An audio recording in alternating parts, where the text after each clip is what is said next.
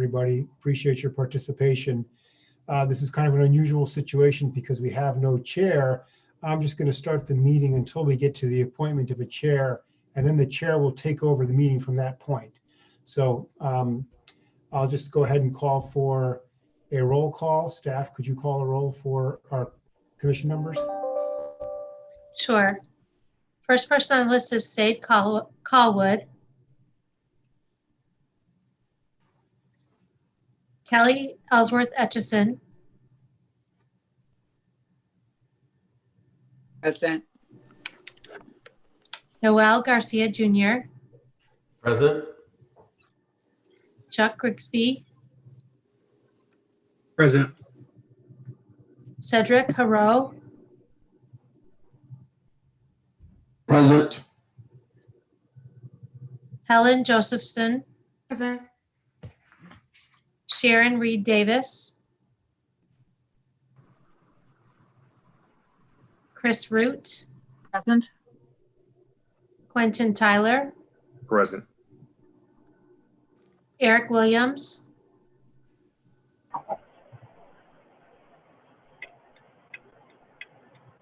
I see you, Eric, but you're muted, so I didn't hear a response.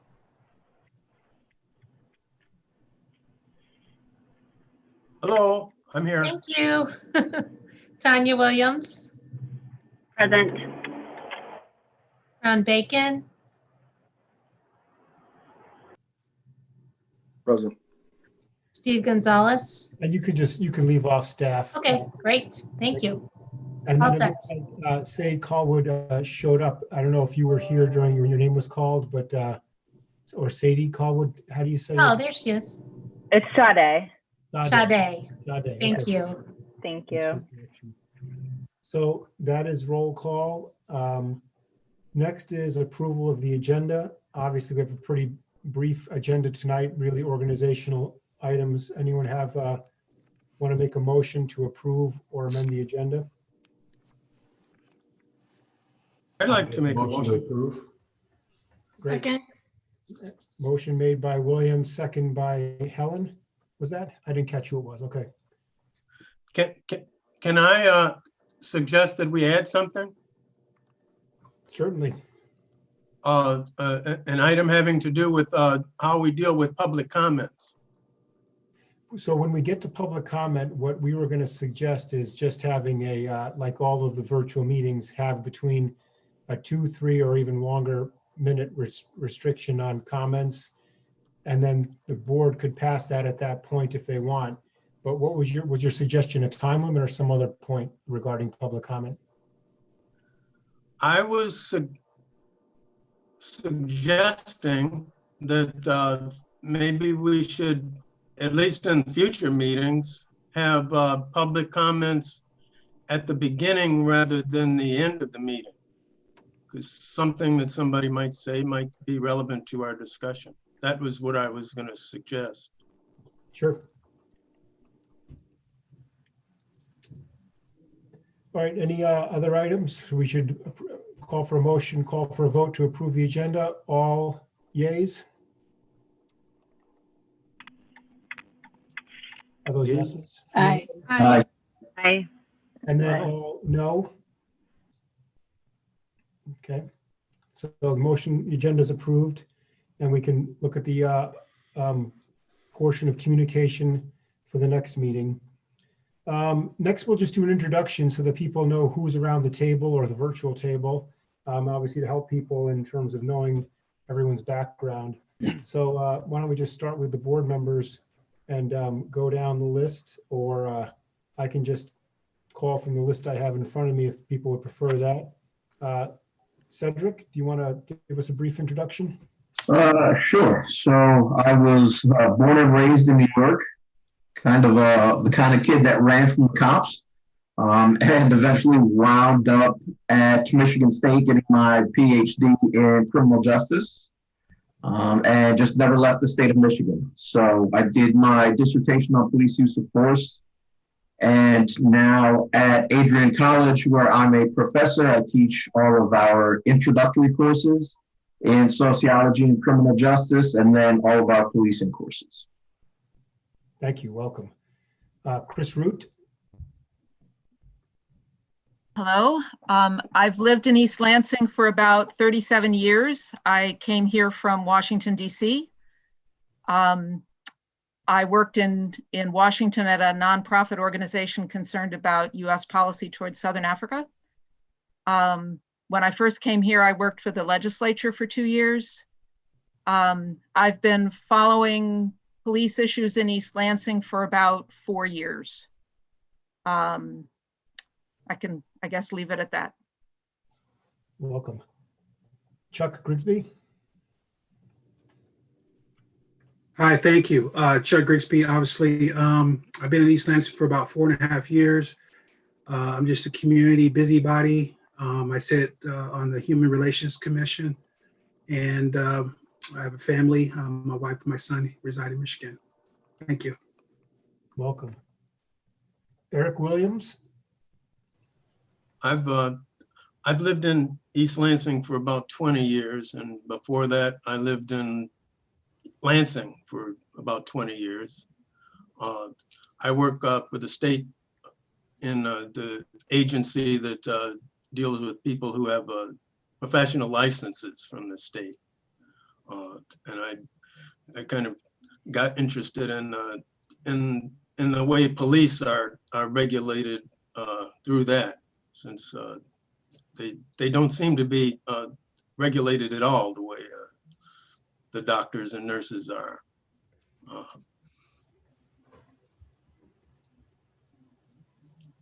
Welcome. Helen Josephson. Hi, I'm Helen. I'm a criminal justice student at Michigan State University. So I don't come from East Lansing, I come from Clarkston, Michigan, but I'm a junior here, so we're going on my 3rd year living in East Lansing. I work at the Michigan State University Police Department as a parking officer, student supervisor. So that's kind of my background that pertains to this. Welcome. Kelly Ellsworth Etchison. Greetings, everyone. I am the Chief Marketing and Chief Diversity Officer for LAFQ. I'm from Pontiac, Michigan. I've been in the Lansing region for 30 plus years. Moved back to East Lansing. When I say back, I came here in the 80s, was living in East Lansing, moved out into the south side of Lansing, moved back here about 5 years ago. And I've been most interested here in the last probably year or so in getting involved in some meaningful conversation, policy change, as I myself have been profiled. And so this is why I'm most interested in being part of the solution. I don't like to bring forth problems without being part of the solution, which is why I'm interested in this committee. Welcome, thank you. Noelle Garcia.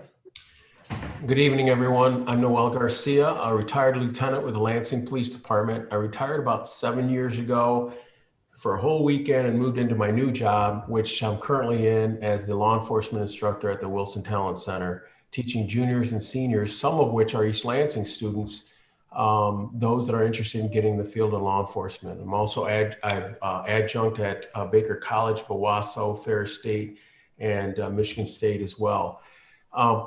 Quickly, I've been a resident for East Lansing 6 years, but my boys, twin boys, 13-year-old twin boys, have been students at East Lansing for 10.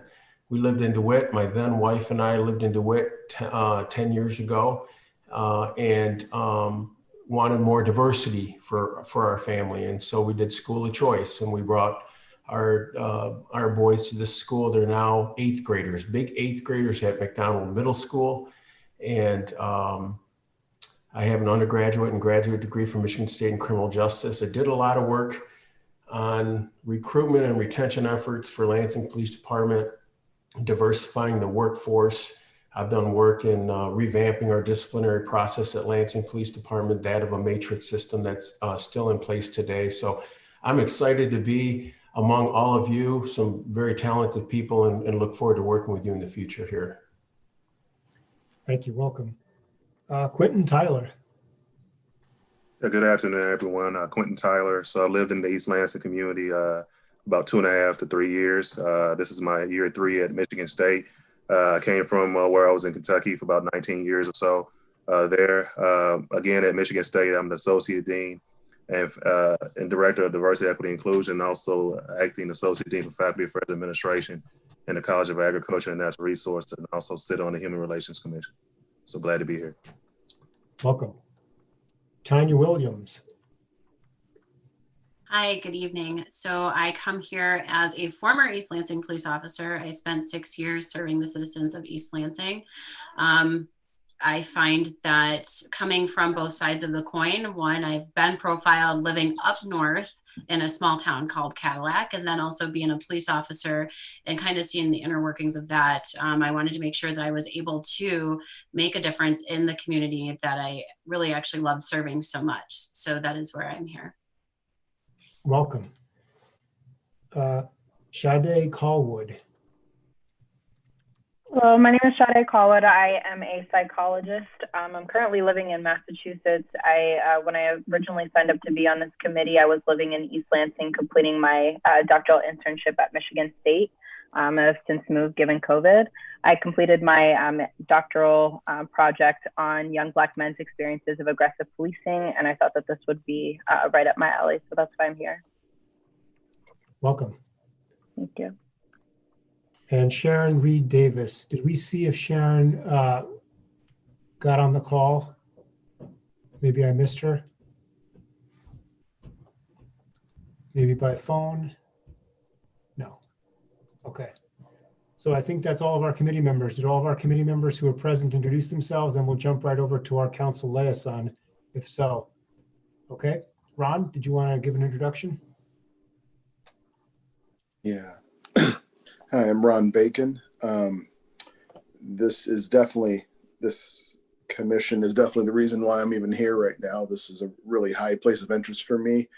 In my background, my undergraduate is also in criminal justice. My minor's in sociology, and then my master's is in organizational leadership.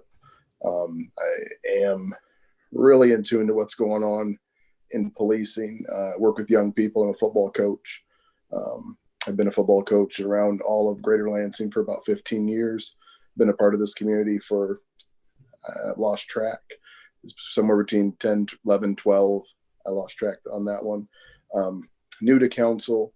I'm excited to work with everyone on here. And I was thinking about this subject earlier today. I think most importantly, that we work together and work under the assumption that everybody's experiences are true, and that they're not all going to align, but they are true. And if we work from that assumption, I think we'll have an opportunity to get something done here. My worst fear is not that we don't get the exact thing done that everyone wants. It would be that we don't get anything done. So I really want us to work together to get something done. We owe it to the community to deliver something good for the community. And I think that's a big responsibility. And I hope we all feel the weight of that, because I do exceptionally. I feel like it's the most important thing that I've done, or that probably ever will do on council, is what we're trying to achieve here. And this could be a model both for our region and the state and for the nation. It's important work. So I'm here to support. Thank you. Thank you, Councilmember Bacon. Next, let's go to staff with our new chief, Kim. Good evening. My name is Kim Johnson. I'm the new chief of police at the East Lansing Police Department. I've been on the job for one full week, and so I'm getting acclimated with that. I came from Detroit, Michigan, where I was born and raised, and I came to Michigan State University back in the early 80s, got hired on at East Lansing. I worked as East Lansing Police Department from an officer all the way up to captain, and worked there for 30 years. I retired in 2012, and I've been doing a bunch of teaching for Northwestern University in organizational leadership, and been a golf coach for Lansing Catholic School. And so I've returned to the police field to the city that I love also. And so I'm excited to be a part of this going forward with our police department. So thank you. Thank you, Chief. Steve Gonzalez, our Deputy Chief. Steve? Good evening, everybody. My name is Steve Gonzalez. I'm the Deputy Chief at East Lansing. I've been with the department as a police officer for just shy of 23 years now, and have been in the Deputy Chief role since 2017. I have a bachelor's degree in Homeland Security and a master's degree in Emergency and Disaster Management. So I look forward to working with this group and providing the support and information that everybody is going to need. Thank you, Steve. And then we have Diane. Diane, do you want to? Sure. Hi, everyone. I'm Diane Schaefer. I celebrated 10 years with East Lansing Police on August 23rd, longest I've ever been at any job ever. I support the people that work in police administration. So Kim Johnson, Steve Gonzalez, Captain Conley, and Adam Park up in police admin. And I'm here to help you with whatever you need from an administrative standpoint. Thank you, Diane. Justin, do you want to turn your camera on, give us a hello and who you are? Yes, hi everybody. My name is Justin Drinky. I am a community event specialist for the city and recently have taken on the responsibilities of supporting many of the city's boards and commissions with facilitating the technology behind the scenes. So if you have any technical issues joining any of these meetings, let me know. You'll be receiving the invites to the meetings from me for these Zoom meetings. Excellent. Thank you, Justin. Elaine Hardy.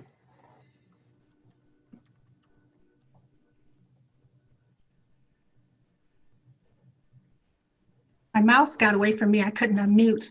Good evening. I am Elaine Hardy. George, I hope that it is okay if you would allow me an opportunity to acknowledge Indigenous Peoples Day and to acknowledge our occupation of the ancestral, traditional, and contemporary lands of the Anishinaabe, the Three Fires Confederacy of the Ojibwe, the Odawa, and Potawatomi peoples on land that was ceded in the Treaty of Saginaw in 1819. We recognize, support, and affirm the sovereignty of Michigan's 12 Indigenous nations, the historic Indigenous communities, and individuals who were forcibly removed from this land by broken treaty. We acknowledge their immutable spiritual and physical connection to this land and lands throughout this country.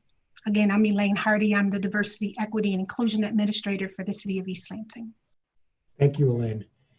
And then we have Shelley Newman, our Human Resource Director. Hi, everybody. As George said, I'm Shelley Newman. I'm the HR Director with the city. I've been with the city for 23 years. Graduated from MSU in undergrad and graduate degree. And one of the things that I do in my role is serve as the city's chief negotiator at the bargaining table with all of our unions. Thank you, Shelley. And I think people don't know me. I'm George Lahannis. I'm the city manager for the city of East Lansing. I've been city manager for about 8 years now, been with the city for 22 years, about 25 years in public sector management. I've got a bachelor's degree in criminal justice and a minor in English and a master's degree in public administration. And, also have continuing coursework in grad school at Michigan State in the Labor and Industrial Relations program. So early in my career, I was the Human Resources Director, Director of Administrative Services for the City of East Lansing. So I've held a number of positions with East Lansing. So with that, I think everyone can see we've got a great group of folks here, a lot of expertise, a lot of varied backgrounds. So I think you can see why everyone here was selected, which is actually why I wanted to start off with that, so people could know who you're serving with. Obviously, the commission members are the voting members of this. Staff, myself, police, diversity, equity, city, and human resources are here to assist you with staff support. Diane and Justin are here with administrative support to help you with minutes, agendas, technology, and so on. The rest of us, police, myself, human resources, are here to help you with any research, information, questions, background, anything of that you need over the coming months to do your job. We're here to assist you with that. And of course, Councilmember Bacon is here to assist in his role as a council liaison. So he's not a voting member. He is a council liaison here to assist you and keep in contact with council in terms of your role. So that's who we all are and why we're all here. With that, I'm going to move to appointment of chair. So I'm going to run the election for chair.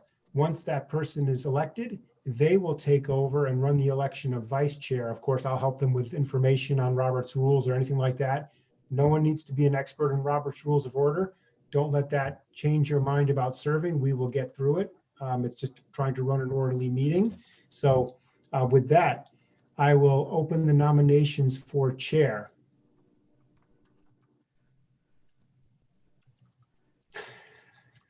Don't all jump in at once. I would like to nominate Noelle. Nomination of Noelle. Okay, there doesn't need to be a second, is my understanding, for a nomination, but we will keep the nominations open to see if anyone else wants to serve as chair. So Noelle Garcia nominated for chair. Anyone else? Any more nominations? And you can nominate yourself under Robert's rules, or you can nominate someone else. Of course, if someone does not want to serve, they don't have to serve, but you can nominate someone else or yourself. Any other nominations for chair? Nominate Chuck. Eric Williams nominates Chuck Grigsby for chair. So we have Noelle and we have Chuck for chair. Any other nominations?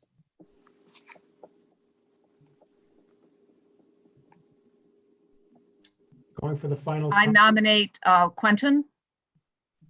Quentin, okay. And then before I do this, I'm going to ask everyone if they're willing to serve. So we're just going to take nominations, and I'm going to double back with all of you to make sure you're willing to do it, because we don't want to nominate someone who says, I don't want to do it. So it's pretty easy just to, at that point. So we've got nomination of Noelle, Chuck, and Quentin at this point. Any other nominations before we close nominations? Anyone? Okay. Now, are there any of those gentlemen who were requested to or nominated not willing to serve? Because then we would pull you out, because if you don't want to do it, we don't want to force you to do it, obviously. Anyone not willing to serve as chair?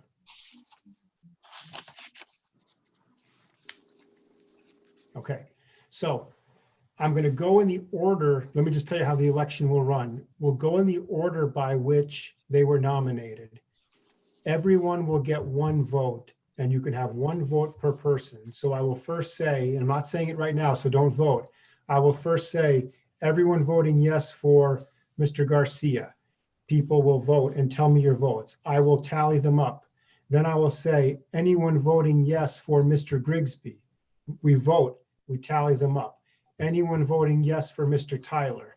We vote, we tally them up. At the end, hopefully we have a majority and we can say that that person is chair. So you can vote for yourself, of course, that's part of the process here. So that's considered your vote if you want to vote for yourself. So is everyone clear on that? So only one vote per person. We'll start and we'll go through the names and you tell us the votes. We'll just make sure to count them so we're sure we get the right count. So everyone who wants to vote yes to Noelle Garcia as chair. George? Yes. Can I take a moment of privilege? I'm just curious on nothing to my question would be for Chuck's role as chair of HRC. Does it create any conflict with being, if he is elected chair, seem to have some dual oversight and some points of crossover as we're trying to, just want to make sure it's clean. I don't think there's any conflict in serving as chair because he was appointed to the commission. So, I mean, he may or may not want to do it because he's chair of HRC and chair here, but that's up to him. I don't think there's a conflict because he was appointed, and if he's appointed, then council would envision that he'd be able to vote. So I don't think there's any particular conflict, but that'd be up to him to want to serve or not. Just making sure it's clean. Yep. You got it. Okay, so is everyone ready to vote? Then I'm going to say all in favor of Noelle Garcia as chair. Say aye. Aye. Aye. So I got a vote from Kelly Ellsworth and a vote from Tanya Williams. And did anyone else not vote? Noelle, did you vote? I have not voted yet. I just have a hard time voting for myself, although I'd be honored. I don't do that. So I appreciate it. I have my vote for someone else. Okay. So that's 2 votes for Noelle. Next is Chuck Grigsby. Everyone who wants to vote for Chuck, say aye. Aye. Aye. Aye. Aye. Okay, so that was Eric, Quentin, Josephson, and Hero voted for Chuck. And Chris. Yes. Was that the correct count? Did I miss anybody? Chuck, did you vote? I didn't vote. Okay. I just want to make sure I wasn't leaving anybody out. Well, So- no, I know Quentin voted for me, so I mean, it's like, so I don't think I need to vote, so. Okay. So finally, and that was 5 people, correct? I'm not writing my notes here. That was 5. Yes? 5. Okay. So I think we have this thing there. And then finally, Quentin Tyler. Everyone Aye. say aye. Aye. 2. That was yes from Noelle Garcia and yes from Sade Yes. and yes from Chuck. So that's 3. Okay.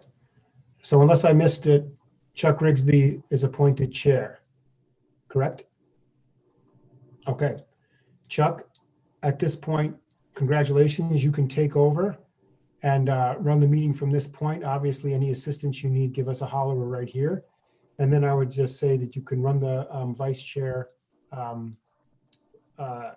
process at this point. I just want to say thank you to everyone for having confidence in me in running this meeting. In future meetings going forward, I really don't take that lightly. So please, if I do mess up, don't fail to interrupt me and correct me as we go along. No worries at all.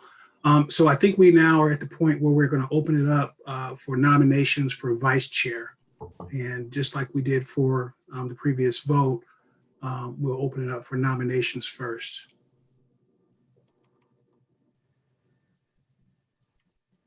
Is anyone interested in nominating themselves or someone else for vice chair? I would like to nominate Sade.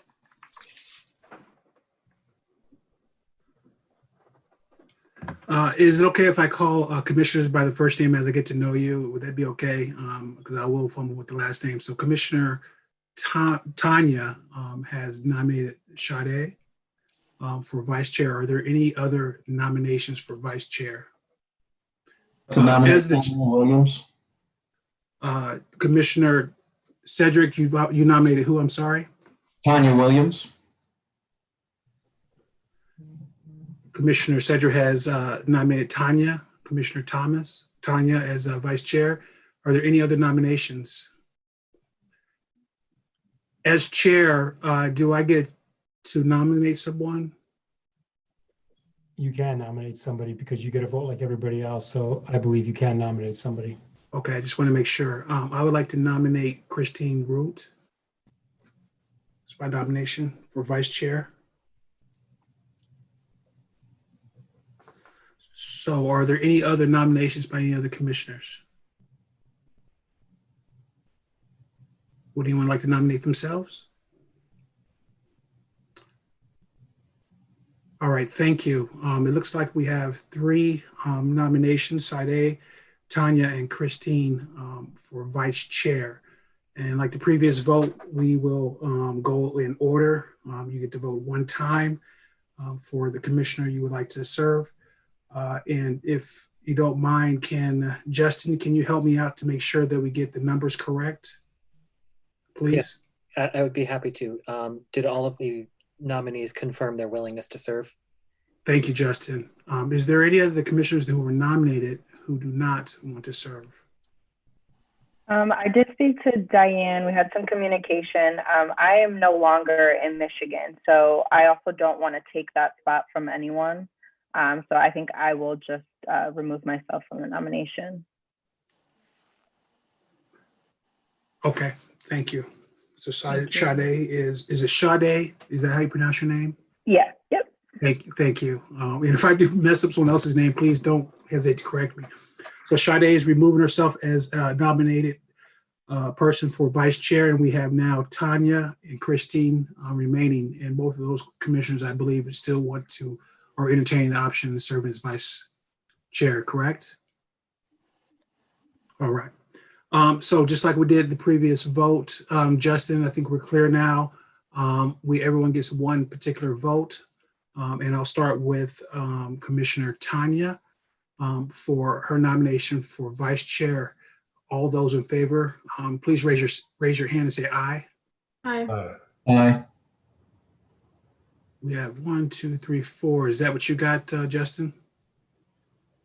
I see 1, 2, 3, 4, 5. I see Chris Root, I think, peeking up on the side of the screen. So. Okay. So we have 5. Okay, officially. 6, excuse me. 6. And all those who would like to nominate Commissioner Christine for vice chair, please say aye by raising your hand. Aye. So that is 4, I believe. Is that correct, Justin? I'm sorry. I saw Eric raise his hand for Tanya. Were you not trying to raise your hand for Tanya, Eric? No, for Chris. Okay, I thought your hand went up the first time. So we had 5 for the first one then, unless I have that wrong. Okay. For Tanya. So in the previous nomination, we had listed 6 nominations, but there was an error and there was only going to be 5 nominations for Tanya in the previous nod. And now for Christine Root, again, can you please raise your hand and say aye for your nominating Christine Root for vice chair? Aye. Aye. I see 4. We have 4. Chuck, Eric, Tanya, and who? Quentin. Thank you. Sorry. Thank you. I think we have a vice chair. We have Tanya as our vice chair, Williams, as going forward as our vice chair, going with that vote. Is that correct?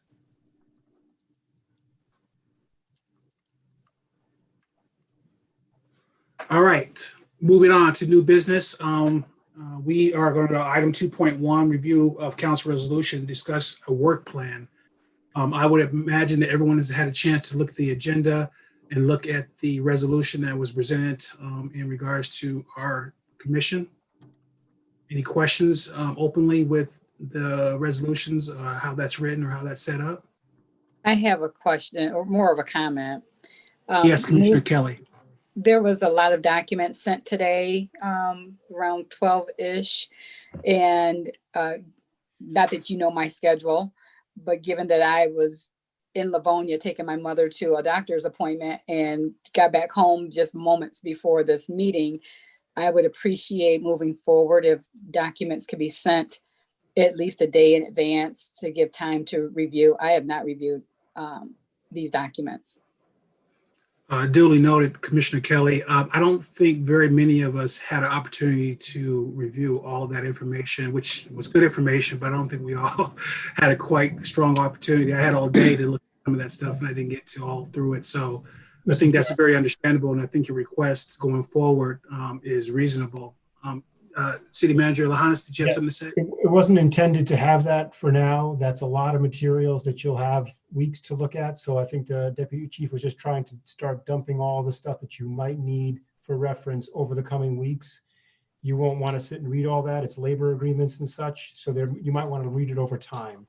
But it was not intended that you read it by today at all. We would try never to do that to you, to dump it onto you the day of. So we will keep that in mind, but that's going to be the place where we're going to try to put all the large documents that you may want to look at and have it in one place for you. Is that right, Deputy Chief? That's sort of going to be the collection spot for their materials? That's correct. Just simply because we're in a bit virtual format right now, it's easier to try and do it that way than bombard you with emails and attachments and things like that. So yeah, no need to read that in the short term. You can take your time and review those materials. Thank you. Is there any other comments or questions in regards to the overall resolution generally before we go into the parts of it? I just want to mention there is a heavy rainstorm here where I'm at. So Vice Chair Tanya, just in case my technology messes up, be ready to go. Yeah, sometimes I have a little issues with the rain with my internet. So just to let you guys know and gals know in advance. So let's jump right into the resolution. It has quite a bit of specific information for us to kind of really get our hands and heads wrapped around. I really want to open the floor up right now for any of the commissioners as far as open the discussion about really the resolution itself and what it stands for. I'll go ahead and open the floor up if anyone would like to add anything to the conversation. I think I just want to, I guess, kind of jump in there. As I mentioned, I've been in some communication with Diane because I've since moved out of Michigan, and I think it's important, I guess, for us to maybe even vote on if the committee as a whole feels as though it's appropriate for me to serve on it, as I am living in Massachusetts. I'd still be honored to be a part of this initiative moving forward, but I can also respect if folks want to kind of keep it within Michigan. I think Councilmember Bacon, you want to jump in on that. City Manager Lahanis, I don't really know. I think from the way that it's written, there is no issue with her with where she's at, as long as she's able to make the commitment. Am I mistaken about that?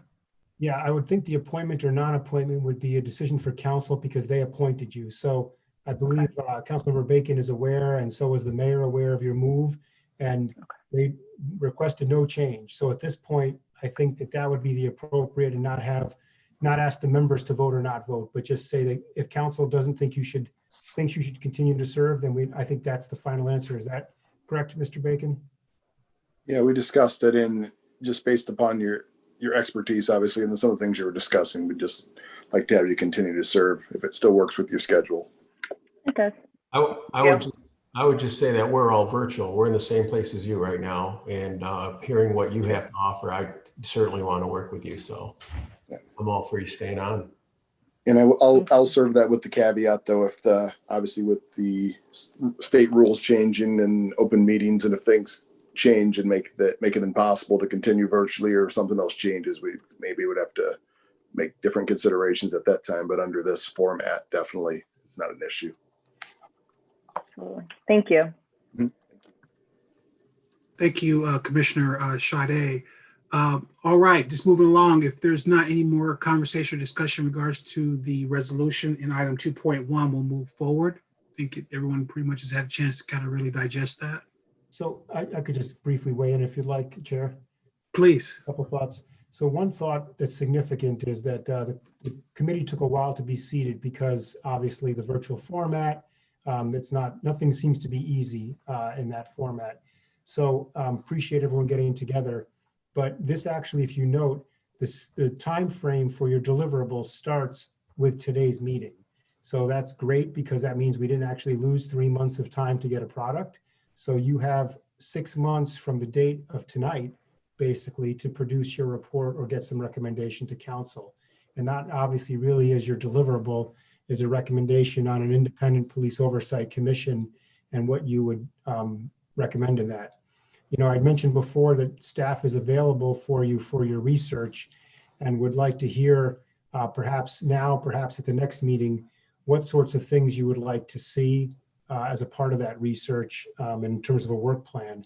So if the group wants to discuss at some point a work plan, I think that would be helpful for staff so we can parcel out our efforts.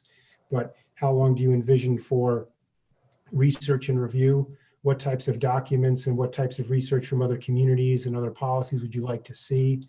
And then at what point would you like to think that you've had your research done and begin putting pen to paper and coming up with draft policies?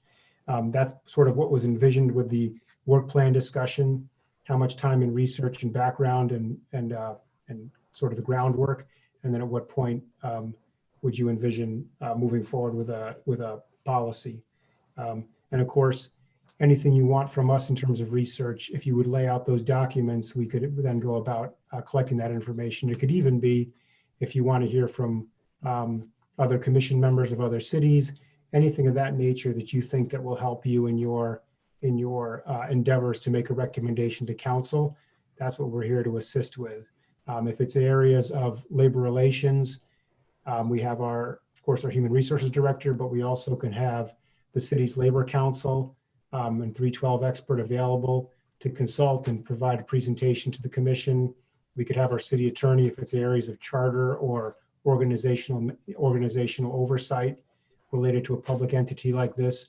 All of those things are available to you as a part of your research. So, you know, it's not quite the sky's the limit, but certainly tell us what you want to see and know over the coming months, and we will get that information for you to review, for you to move forward with your recommendation. So that's really all I wanted to mention about that. That's what we envisioned with the discussion of work plan. And that was all I had, Chair, unless you have something else for me. No, thank you. I appreciate that clarification and a little bit of structure when it comes to that. I know we all have been sitting for a while trying to get started with this, and I know some of us probably have an idea of what, or at least the initial format of what our work plan could be. And I was wondering, hopefully we can get into a little bit of discussion. So by the time we have our next meeting, we can really have some tangibles to start building upon going forward, and what they maybe foresee in what the work plan may be going forward with the focus of our mandate. Do any of the commissioners have any thoughts or any initial things we should be thinking about when you think about your work plan? Commissioner Mr. Williams, please. I can do a lot of things on Google and do research that way. But what I can't do is have access to people very easily. And you know, there are some people with very central roles in this whole process that I would like, as part of this study endeavor, to pick their minds.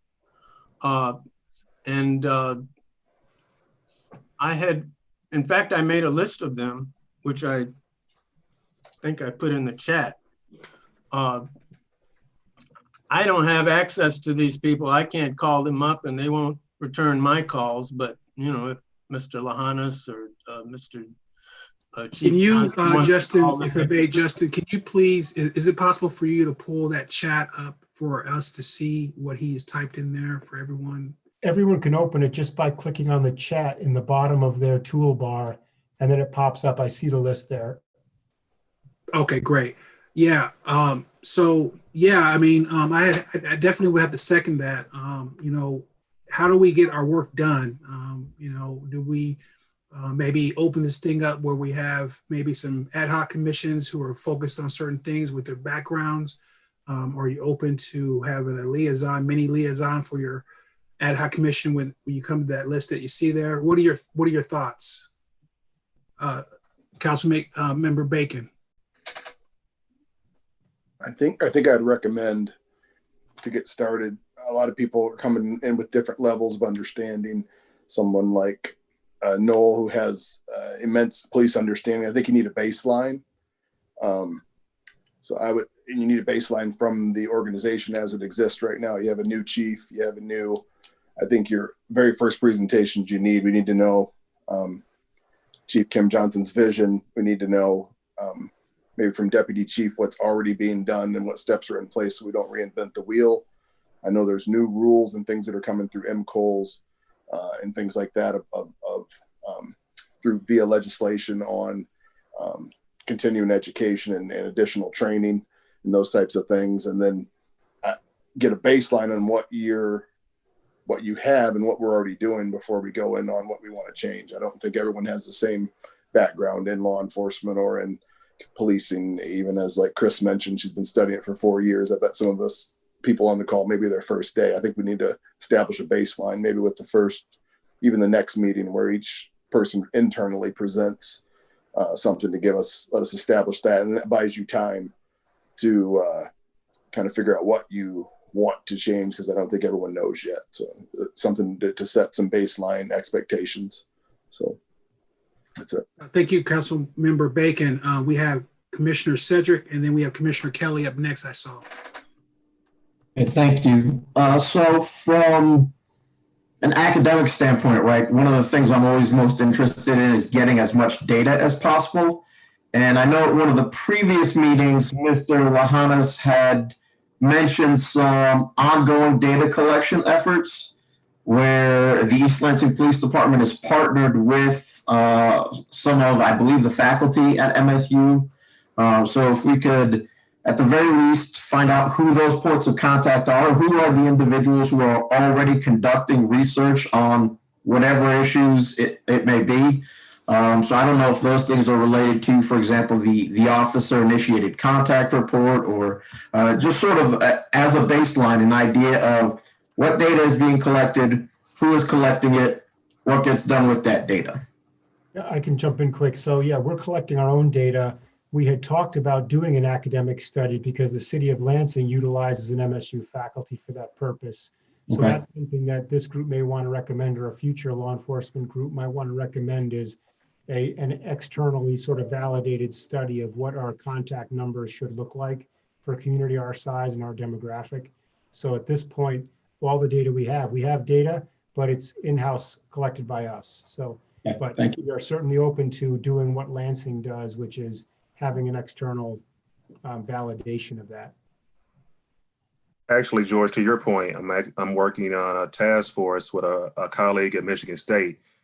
We identified 3 areas we're looking at Michigan State, and one is campus climate, one is policing, and also one is increasing underrepresentation. And she'd be a great person. Her name is Dr. Jennifer Kobina. She's leading the one focused on policing, and she has a background in that. So that's a potential contact as well. Great. Thank you, Dr. Tyler. I believe Commissioner Kelly is up, and then after her, Commissioner Noelle. Thank you. Thank you. I'm glad that Cedric mentioned data. With my being, I wear 2 hats for LAFQ. One's the Chief Diversity Officer, and then one is the Chief Marketing Officer. So as a Chief Marketing Officer, I run everything but through data, and data is key. And so I'm interested to find out, how are you guys collecting data? And so are you collecting data? I mean, is that being reported every time a police officer pulls someone over? Are they documenting somewhere the gender, the race, or something? So I'm interested in where this data is coming from that's being collected. And so, I also be interested in training and what type of training is being done. I understand that I serve on the Lansing Community College Foundation Board. And one of my first conversations with the new president there was about the policing, the training, because of the academy that they have there. And understanding that they have 700 hours of training, then the state of Michigan only really requires 500 and some odd hours, which is actually appalling to me when you think about my sister-in-law has a beauty salon, and it took her, 18 months of training to cut hair. And so now you're talking about people that are armed. And so I'm just wanting to get some understanding around, one of the things that would be important for me to know is what kind of training, how long is the training, oftentimes in communities of color, when the police show up, they're not showing up to de-escalate, rather escalate. And so I want to get an understanding. I personally, in my 50 plus years on this earth, I've been stopped 4 times in my life. And 3 of the 4 have been in East Lansing. The first one I deserved when I was 19 years old. The last 2 were in the last, 2 years. And they were clearly cases of profiling. So just trying to get a better understanding of what the training looks like. And and there may be more things that will come to my mind as I start to go through these documents. I mean, one of the things I was reading here was the policy and procedure on response to resistance. And so just trying to as I dive into these documents, I know the chair was trying to get us to like make some comments around the resolution, which I can make none because I haven't had a chance to dive into it. So I don't think that we can call for any comments on any of the documents at today's meeting, but I would like to have time to delve into them more, and I'm sure I'll have more. But those are the couple of things: is the data, where is it coming from, that you're collecting, and the training. Thank you, Commissioner Kelly. I know City Manager LaHans would like to go, but I just want to make sure I acknowledge that after him, Commissioner Noelle has been patiently waiting, and I know Commissioner Christine Root is next after that. Thank you. So that speaks to Councilmember Bacon's issue. If there's some baseline information provided by police department, a presentation on academy training, ongoing training, types of trainings they have, and the data collection, how their data collection system works, because it's all through a centralized computer system. If that's presentations you'd like in the future as good baseline data, that'd be a great place for us to start. And I could certainly have police work on a couple of presentations, perhaps over a couple week period. So we're not taking, an hour and a half of your time, but maybe do a 30-minute presentation on data collection and the systems. And then it can be a 30-minute presentation on academy training, what that looks like, just to give the background and the basis. So that would certainly be something we could start work on if there's a general consensus. I don't have to say it right now, but if there's a general consensus on that, we can start work on that for the upcoming meetings. Thank you. Duly noted. And I think that's going to be very helpful for a lot of us to hit the ground running once we kind of have a baseline. But please go ahead, Commissioner Noelle. Yeah, just quickly, data. We have to start with data. And I'm going to reference my time at Lansing Police often. So management analysis of traffic stops. It was a MATS analysis that we employed Dr. Dave Carter from MSU to help us with that at a time when we were going through a similar community response as far as disparate treatment or racial profiling. Do we have that now at East Lansing? If we don't, we should get going on that, start gathering that data and then reporting it back to us. Recruitment and retention of minority and female officers. What are the numbers there? What's our makeup look like at the East Lansing Police Department? I'm sure you have that data. Let's start sharing that with this group. Same thing with discipline. Discipline imposed. What's the makeup look like that with the officers and their racial background and their gender? And then lastly, I'll just say we've got to reach out to the community through some type of survey and get a pulse on how they feel about the police department right now. We think we do know that from the negative press or from the press that we've been hearing from. But I think until we send out a survey and get information on a survey, we really don't know for sure. So those are my 4 items there. Thank you, Commissioner Noelle. Commissioner Christine, please. I'm a data advocate too. A couple of thoughts about how that relates to our work. One, of course, is that we, as Mr. Bacon said, we need more of a common understanding ourselves. Another framework I think to have is, since our job is to design an oversight commission, I think as we look at data, we can try to think about what collection of data and ways of making data reportable so that it can be analyzed and evaluated. So it can be used for analysis and evaluation would be helpful for the Oversight Commission. So that by the time we make a proposal, a recommendation to the City Council about the design of an Oversight Commission, maybe we could include in that. And this is the kind of data that they need and will be able to actually use, because it's possible to analyze it and evaluate from it. So that's just one way for us to think about what we try to do with the data that we're getting. couple other things about this data subject. I'm aware of the external study that's been done in Lansing of the traffic stops, and that there's been a suggestion of doing something similar with that as a model in East Lansing.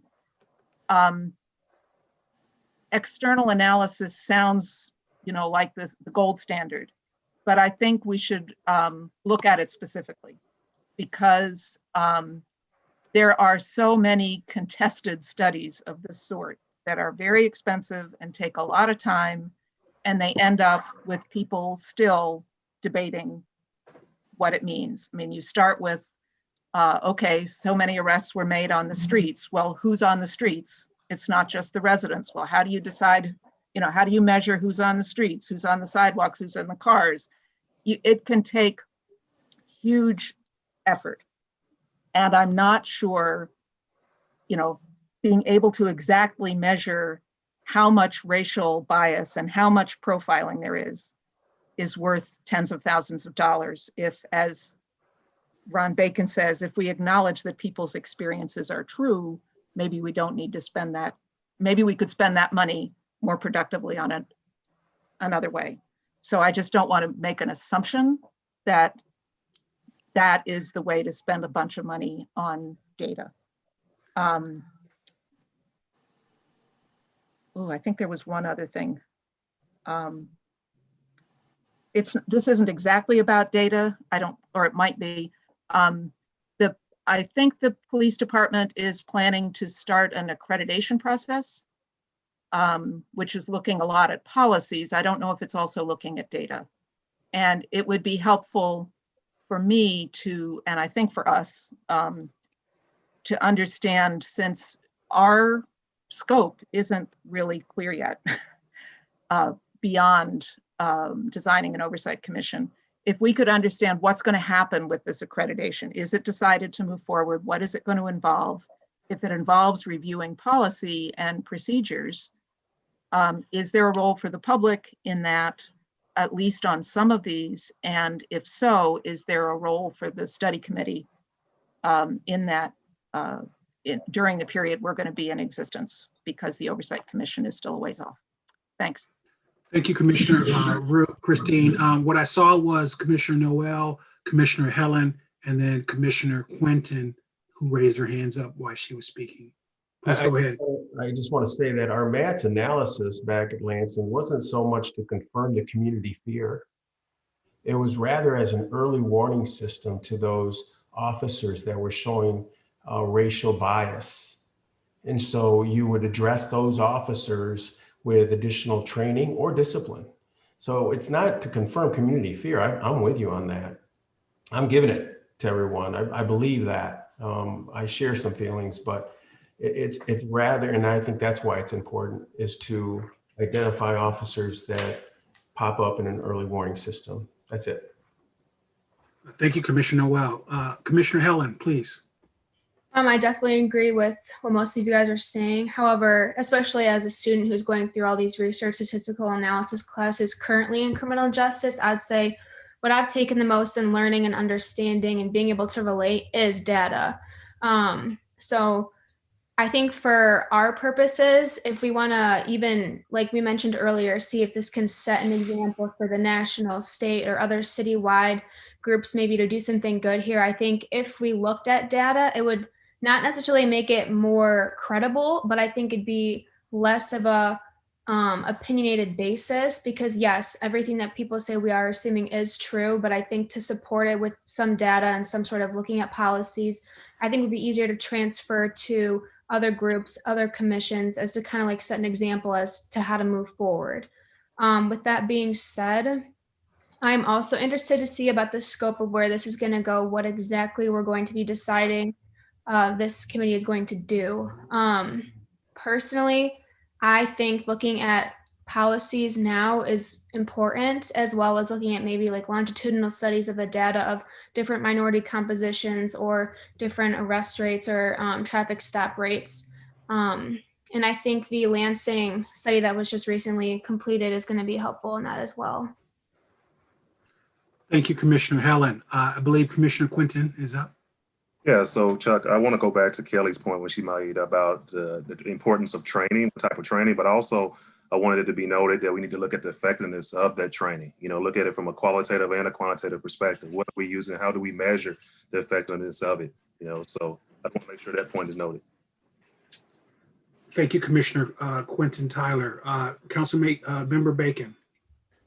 Yeah, I think I too want to know maybe what's tracking through the state. There's legislative things going on around police training and through MCOLs, and you have other people out here doing some of the same things. And I probably wouldn't seek to absolutely reinvent the wheel. Not that we're not trying to reinvent elements of policing, but there's someone out here that's probably doing it right or similar to what Noel's talking about out of Lansing. I'm sure there's lots of like size, similar type cities. That'd be something I would want to know if I was getting started, like who's great at this already. And rather than trying to reinvent the wheel, that's a really long route to take to that process. And then as far as I come out of medicine, and I'm always, I like, it's great to get a ton of data, but I would also consider what the controls are and what you're controlling for and what you're actually trying to look for, and not looking for something and then chasing it with data. That would be the issue if you're going to go in open-minded with the data. And then last but not least, training happens, this happens. From an officer's perspective, what do we do? I would put an element of this into officer well-being and what it really, what makes the good guys go bad. Not everybody, talked to 10, 15 different people in different roles. People don't, for the most part, there's some butts that come into this job who came here to just be tough guys and bad guys. But this is even part of Chief Johnson's interview, and when he was speaking on this, they don't come into the profession to be these types of bad people. What happens? What are the indicators? We have some experience. What do we do about it? And what do we do about it when nothing can be done about it other than, something big time? So I think that's a factor of what we need to get to as well. What do we do when it's not repairable and that kind of thing? Because I think that's what it gets to. I think when you're sitting in that spot of dealing with the worst of the worst all the time, sometimes you become the worst. So what do we do with that? I think that would be something to consider as an end game for this as well. So Thank you, Council Member Bacon. I could tell that this is down your alley. This is the most I've heard you speak in the meeting so far since I've been working with you, and I see the energy. I just want to make a couple of quick notes before I move on to, I believe, Commissioner Christine and then Commissioner Eric. Vice Chair Tanya, I think there's a lot going on in the chat. So if you don't mind, can you please keep your eye on that and maybe add to the conversation for people who are communicating via the chat. It's just a little bit difficult for me to pay attention to that and everything else at the same time. So far, we've got some resource links that have been posted, and then Commissioner Eric has posted his list of people he would like to speak with at some point through this process. Okay, point of order regarding the chat. I have a question for City Manager Lahanas. The chat function allows us to send things to either all panelists or all panelists and attendees. Should it be the latter for purposes of keeping with or keeping compliant with the open meetings laws? Yeah, I think you should do send to all, and then it's a webinar chat, and then everyone can see it. So I would send all. All panelists and attendees would be the best way to do it, because then there's nothing hidden. It's all to everybody. So that's the most open one. And that's one of the reasons why I asked Vice Chair Tanya to get us that information out. So just in case we were in a situation like that. But you're saying, City Manager, that if they just go ahead and do all attendee panelists, then that's going to be okay with. Everyone should be able to see it. Who's zooming in should be able to select and be able to see that information. I mean, the best thing is if you just say it out loud, if there's something critical, if it's just a web link or something like that you want to share for information, that's great. But if there's something pertinent to the discussion you really want to share, I think just saying it out loud is probably the best way, and just use that for more links and such like that. Okay, now I am getting some communication that it is not available for people watching in from the portal. So I could be mistaken on that, but I don't think that they have access to the actual chat. Are you saying that you're pretty confident that that's not the case? So if they're on Zoom, they can look at it. If they're on the TV, then they may not be able to see any of it. So that's why if it's something that's for discussion, I would just say it out loud. But Zoom panel, if someone is on a Zoom as a Zoom attendee, they should be able to see it. If they're on the computer logged into Zoom, they should be able to open the chat just like we can.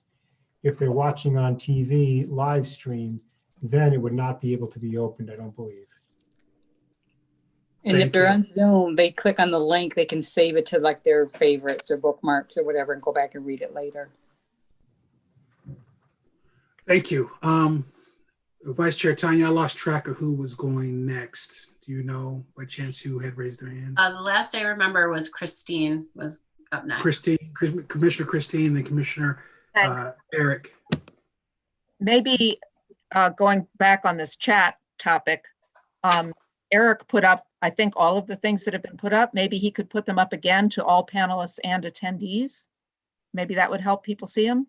And another thing is, does what appear in the chat that is in, substantive resources, can that go into minutes as a way of helping people keep track of this stuff? Possibly. I know I tried to cut and paste it into the minutes and I can't do that, but I can probably go back later and look at it and put it in. Yeah, I've been doing a screen capture because I had the same problem, Diane. I couldn't. Good idea. I'll do that. I'll put them into a document and send them to you later. Perfect. Oh, that's even better. Perfect. Thank you. I've got some ideas about next steps in the work plan about designing an oversight commission. I don't know if this is a good time to talk about that or if we're still talking about data. I'm kind of. Can we just, if anybody doesn't have anything else left about data, can we just kind of sum that up and wrap it up and then we can move forward that way?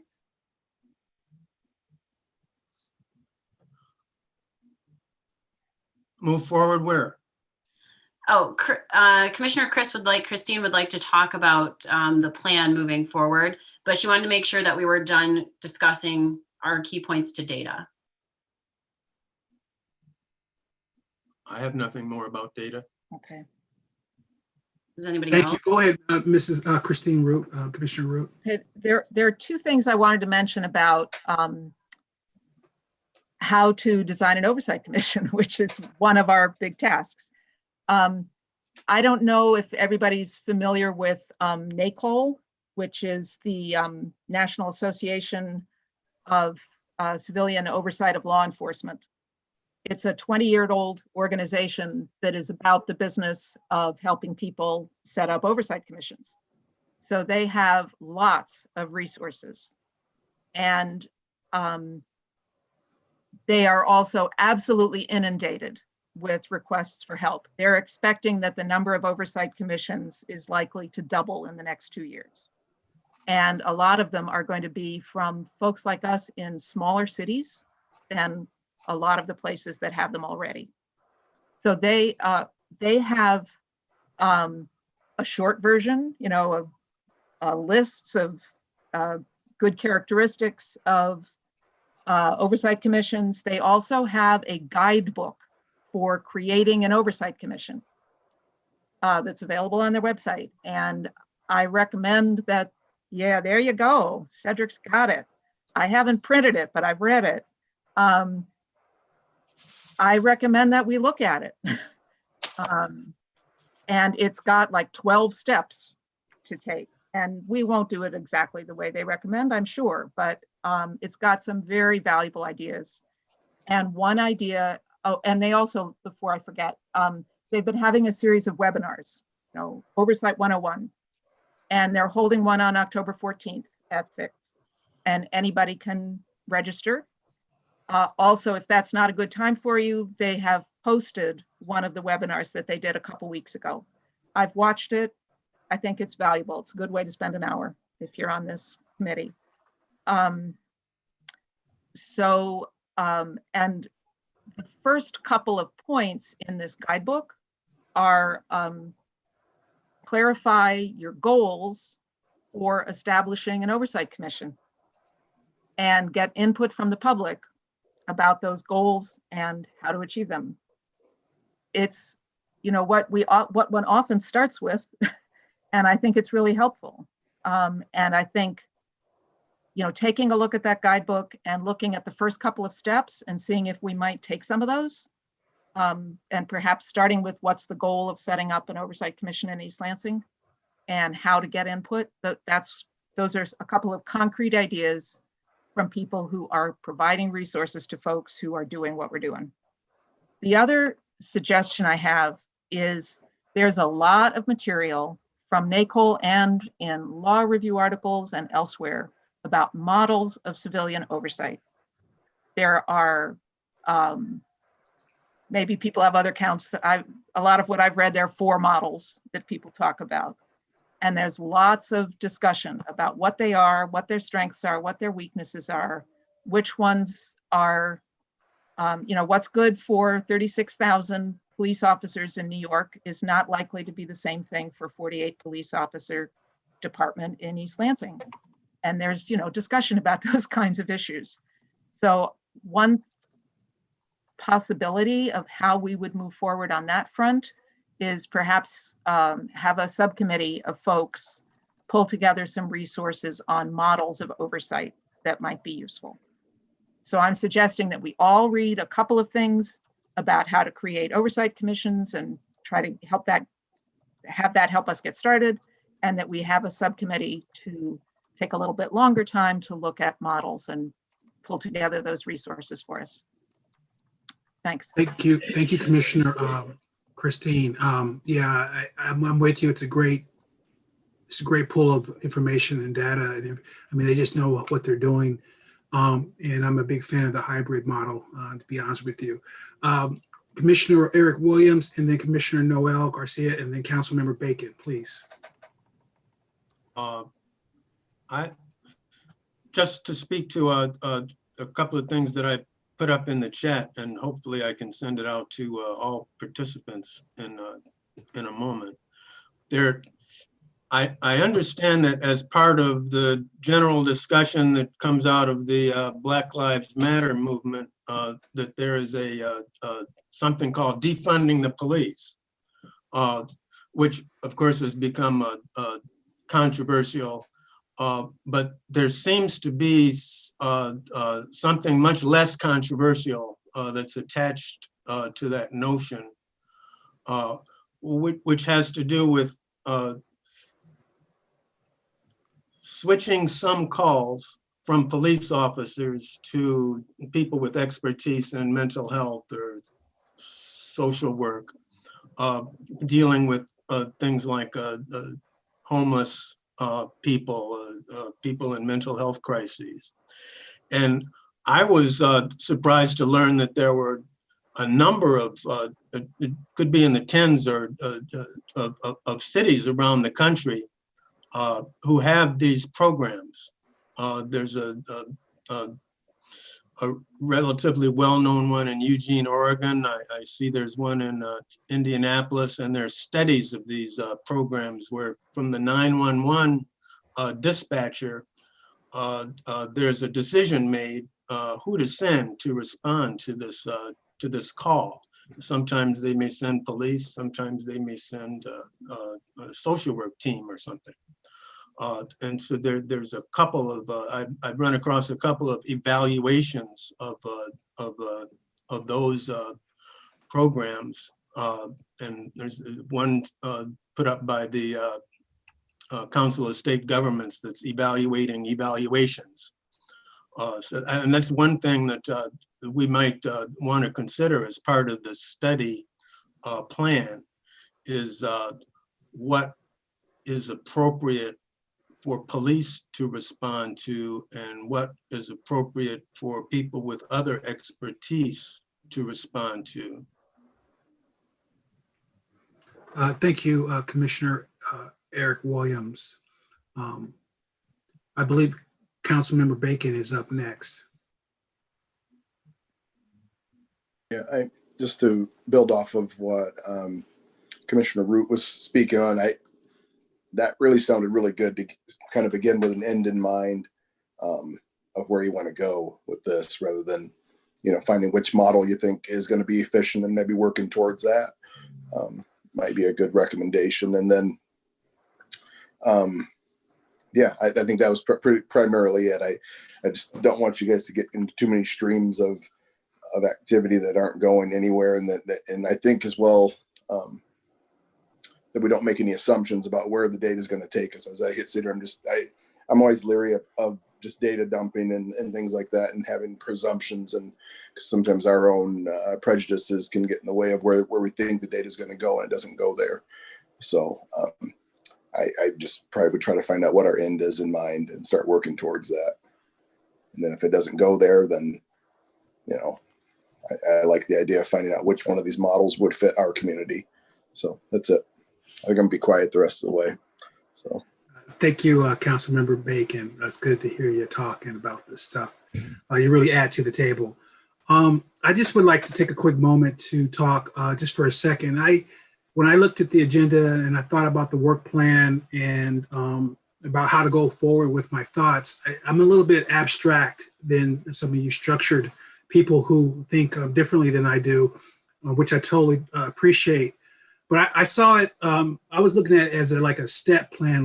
We have the first one is listening, we have responding, evaluating, planning, and then implementing. So that was kind of how I was kind of looking at it. And a lot of it's been covered with some of the discussion, but I just wanted to highlight it because I think this will be the most that I say in regards to the work plan and what I was thinking. But when I talk about listening, I talk about, as someone's already talked about, getting the information from other committees, other municipalities, feedback from residents.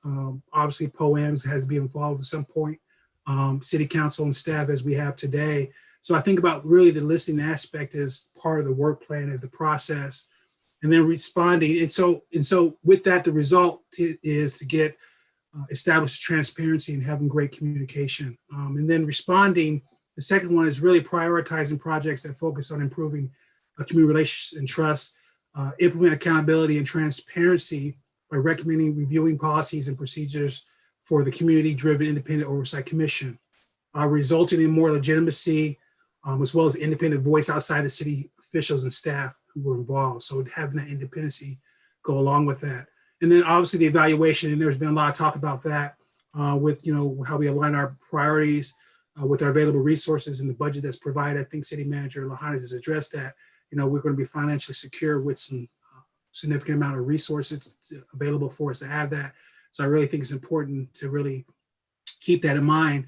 And then I have planning, and you guys have already been talking about all these different things. So I'm not saying really anything new, but I'm just giving you my feedback. But once we identified the focus areas, we prioritize areas that emphasize data collection, which we've talked about a lot. But I think really the analysis part is really where we want to go, in my humble opinion, with when you get all this data, how do we analyze it? And I think Councilmember Bacon had hit the nail on the head when it comes to kind of really having that control base in regards to that. So with the result, giving the community, driven oversight when it comes to that community oversight, when you have that kind of information available and how you look at it. And then lastly, implementation, and just really having conducted in part and whole by people who are most impacted by policing. So really making sure that once we do have this thing developed, that those people are the ones who are representing independent oversight commission. So just really being independent of the political process. So as things change with that, it remains the same as far as the functionality of the oversight. So I just wanted to add that and take it for what you will when it comes to what you've already discussed. But that's just kind of my thoughts. Are there any other points of discussions on the work plan? Commissioner Noelle? I just want to support what Christine Root was saying about these subcommittees. We're rolling up our sleeves and getting to work. I think we've got great ideas out there. And now if we can kind of compartmentalize and agree to what kind of work maybe our subcommittees want to do. And then on the issues of subcommittee, we still have to. Commissioner Noelle, I hate to interrupt you, but I can barely hear you, and so I think maybe others might have trouble hearing you. So can you Background speak up noise just a little going bit? on. Somebody's there's some background noise. Even when you were talking, there was some like a cricket was going off. Yes, I hear it too. If you're not speaking, could you please mute? Thank you. I'm sorry, I don't mean to repeat everything I said. I just was saying, Chris, I support what Chris was saying about rolling up our sleeves and get subcommittee work going. We've got some great ideas out here, and we got to get started somehow. And I'm not trying to rush the process by all means. But with that in mind, Open Meetings Act with subcommittees, how are we going to have some support? Lahanis is still here, I believe, but he offered support. We're going to need that support if we, in fact, do decide on breaking up into subcommittees. The commissions I've been on, state commissions I've been on, that seems to be an effective way to get some work done. So, Thank you, Commissioner Noelle, and I second that wholeheartedly. Commissioner Kelly. Yes, I'm all in favor of having ad hoc committees where we can really kind of dissect the work. Chuck, your abstract view was very structured, actually. Which made me laugh inside when you were saying that. I was like, that's pretty structured. But it's all good. And there's nothing wrong with structure. One of the things, because I don't know many of you, Noelle and I served on the Mayor Drug-Free Youth Committee some years ago, outside of a few of the staff and Councilmember Bacon. I don't know many of you, and I certainly don't know the chief. And so I, would love to hear what Chief Johnson's vision is, we're talking about this as really going to impact his day-to-day work. And so I would love to hear what your vision is. I know that you came back on October 5th, which is a memorable date for me because it's my mother's birthday. So I'll always remember that date. So I'd love to hear from you. You want to hear from me now? I can, or at our presentation, or it's up to you. No, we would love to hear from you now. I think it's a great question. All right, it is a great question. So thanks for having me, commissioners. My main vision, of course, is to make sure our community and our police department become one. Our partnerships, we've started with our command meeting last week. I have asked them to buy into what my programs are going to be. They've all raised their hand and they want to be a part of our positions going forward. And one thing that I'm old school police. So I grew up in Detroit, Michigan, but then I came to East Lansing to be a cop. I was there for 30 years. But I was raised at East Lansing. I was never been a cop before. And so I was raised dealing with the community. I was raised with walking Footbeat, talking to the business people, dealing with the community. We would actually be assigned to work Footbeat back in the 80s and had to work 8 hours in July in all of our gear. But that's what the boss wanted at the time. And that's how I was raised. And over the years, that has gone by the wayside. And so I told our command staff that we're going back to a community-based policing initiatives. And trust me, I worked there for East Lansing, and they had this community-based policing. I was part of it, but over the years, it started to die off. And so it's coming back, and all of our command has bought into it. But I told them also that if we don't have the community support, there is no way we can go forward. And so our community support is become my priority in everything that we do. And so it deals with walking Footbeat, dealing with the community, dealing with the business owners, and any type of contact we have the community becomes our priority. And so that is my main priority. And we got 50 cops, and we got probably 40 civilians, or I'm not sure what the numbers are. But there is no way we can do it without the community support. And the only way we can get the support is for them to understand what we do, being transparent in everything that we do, and making sure that they know what we're doing, and we're doing everything above board and ethical and things like that. When our command meeting, I showed a videotape to my command from Lou Holtz. and it's what I believe in. It's called do right.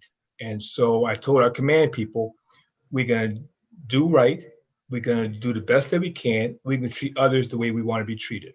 And those three foundations drive me every day, and it's gonna drive our command staff, and it's gonna drive our employees. And if they can't understand those three concepts, I told them that they cannot work at East Lansing Police Department.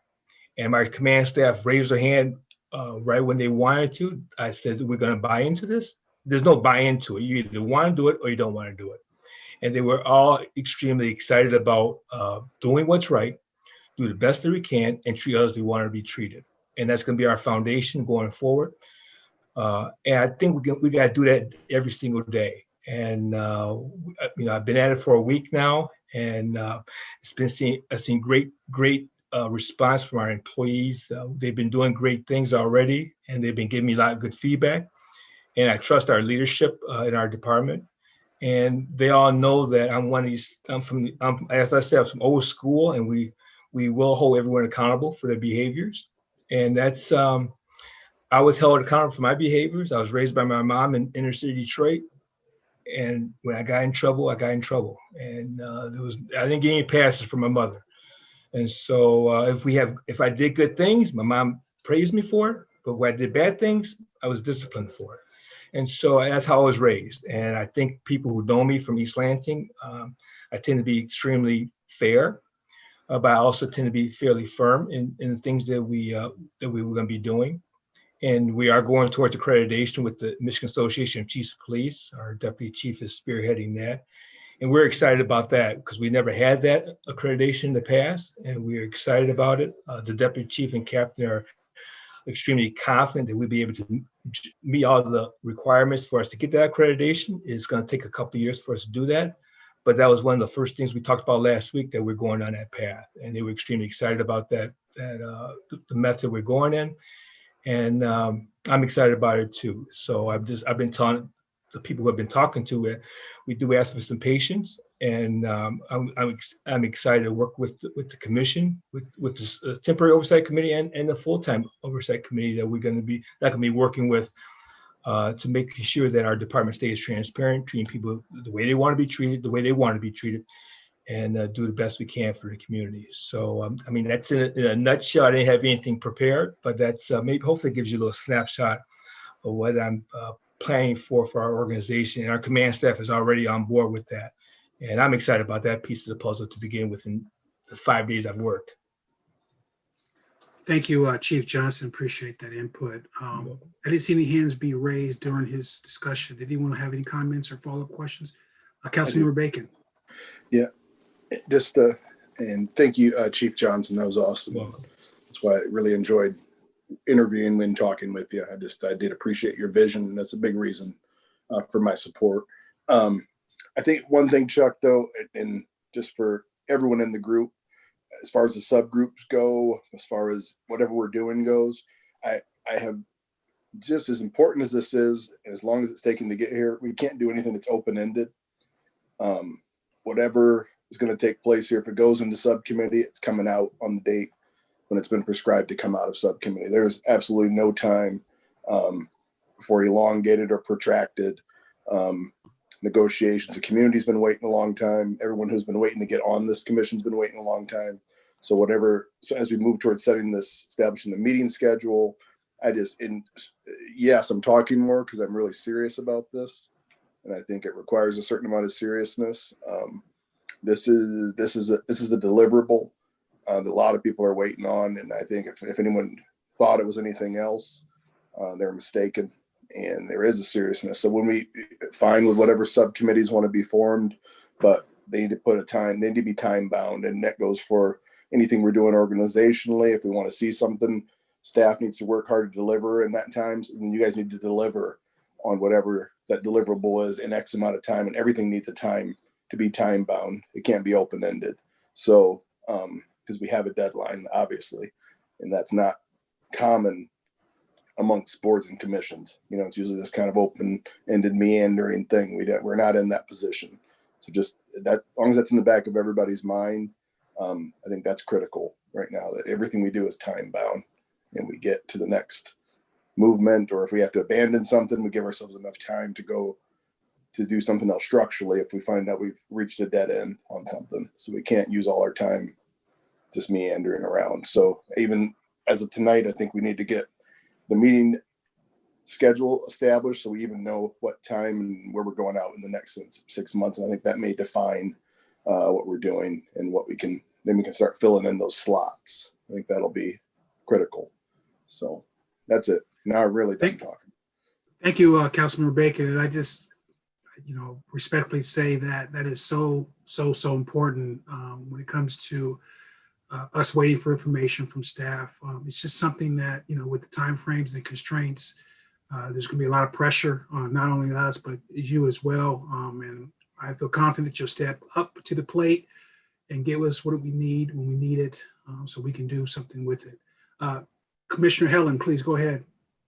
Yeah, just going off that, I really appreciate what you say with the deadlines. It's super easy to, kind of talk in circles in a lot of these things. So I was just wondering if perhaps by the end of this meeting, we can maybe come up with, if we are going to do these subcommittees, like 3, maybe, like just so like we have an idea, and then for the next meeting we can come back and either say, I thought more about this and I don't think we need this one, or I thought more about this, we do need this one, and maybe like nominating heads of subcommittees just so we can kind of get the ball rolling here.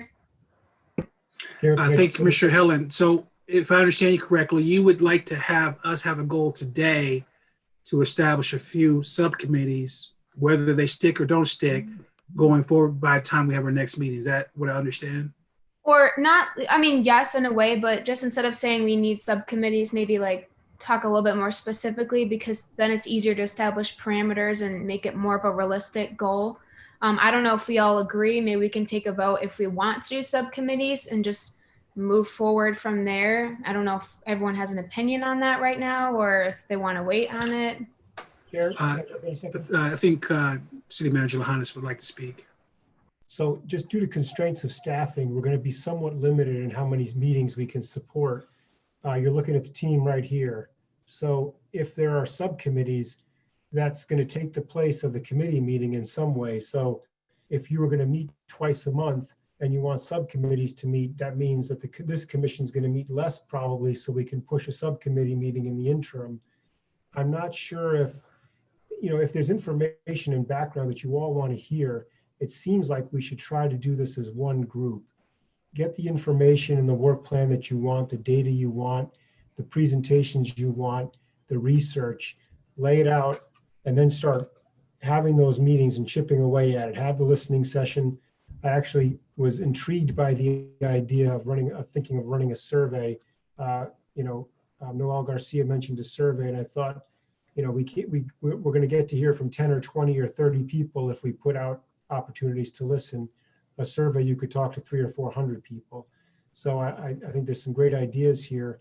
But I would just encourage you to consider, if we use subcommittees, that it's going to eat into the time of this group, because we're constrained by the nights of the week.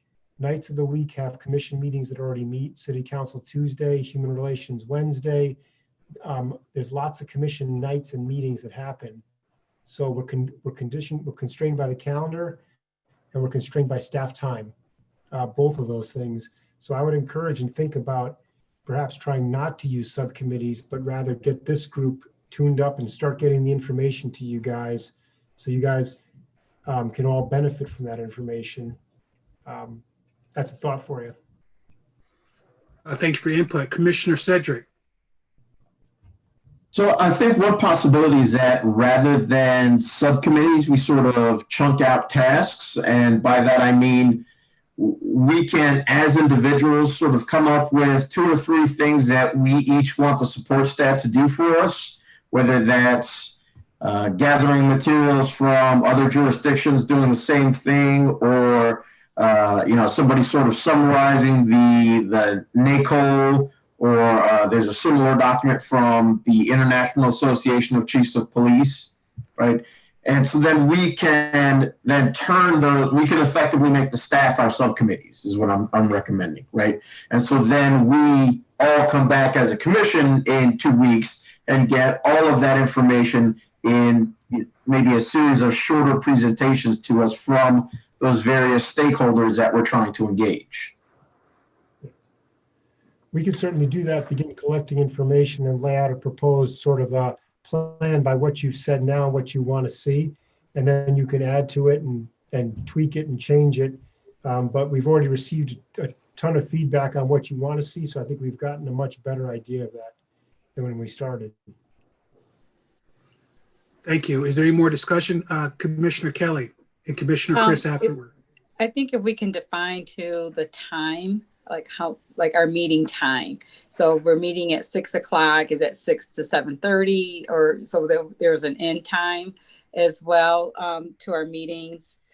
Yeah, I think that would be helpful. Also on surveys, I heard someone talk about, on how you analyze it. So how you would analyze it is you would have an independent company do the survey and they analyze the data. So that removes any of our biases that we may have when looking at data.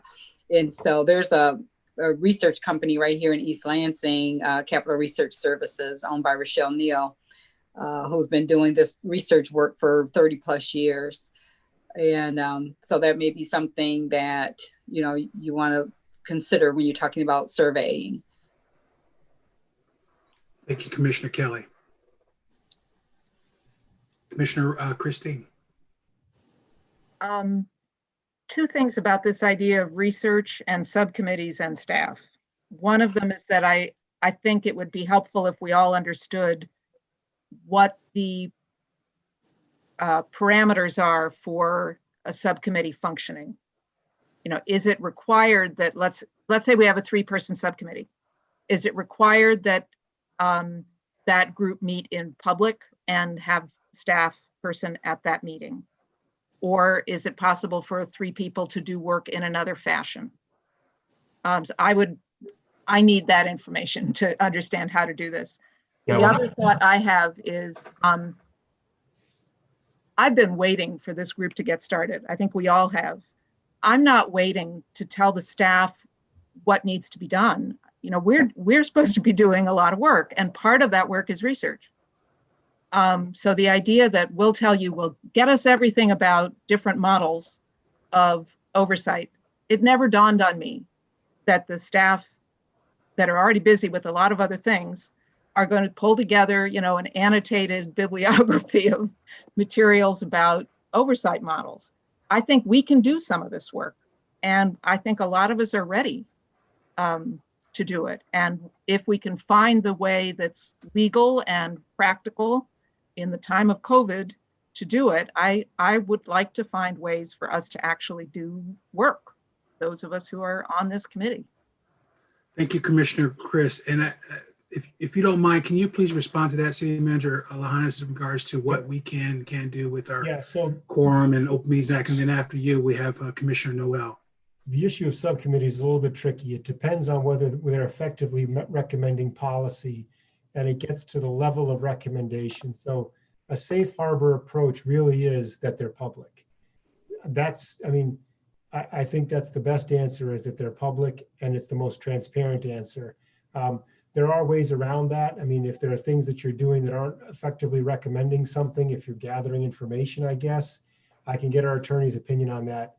But I think generally speaking, as this group is formulating an important policy, that information will go towards you guys formulating a policy. It strikes me that those should be public. That's my quick answer, but I can get a complete answer for you.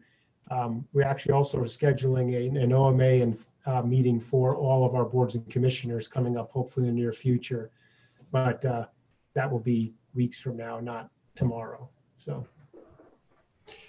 In my time on the Hispanic Latino Commission, the 6 years I shared, the last 3 years, we had subcommittee work.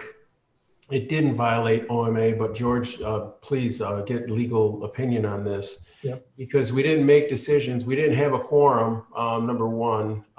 If we didn't make decisions, we reported back the work to the commissioners and our monthly meetings or quarterly meetings. So that's why I had suggested that. And then I also mentioned we should look into how these subcommittees would be affected by OMA.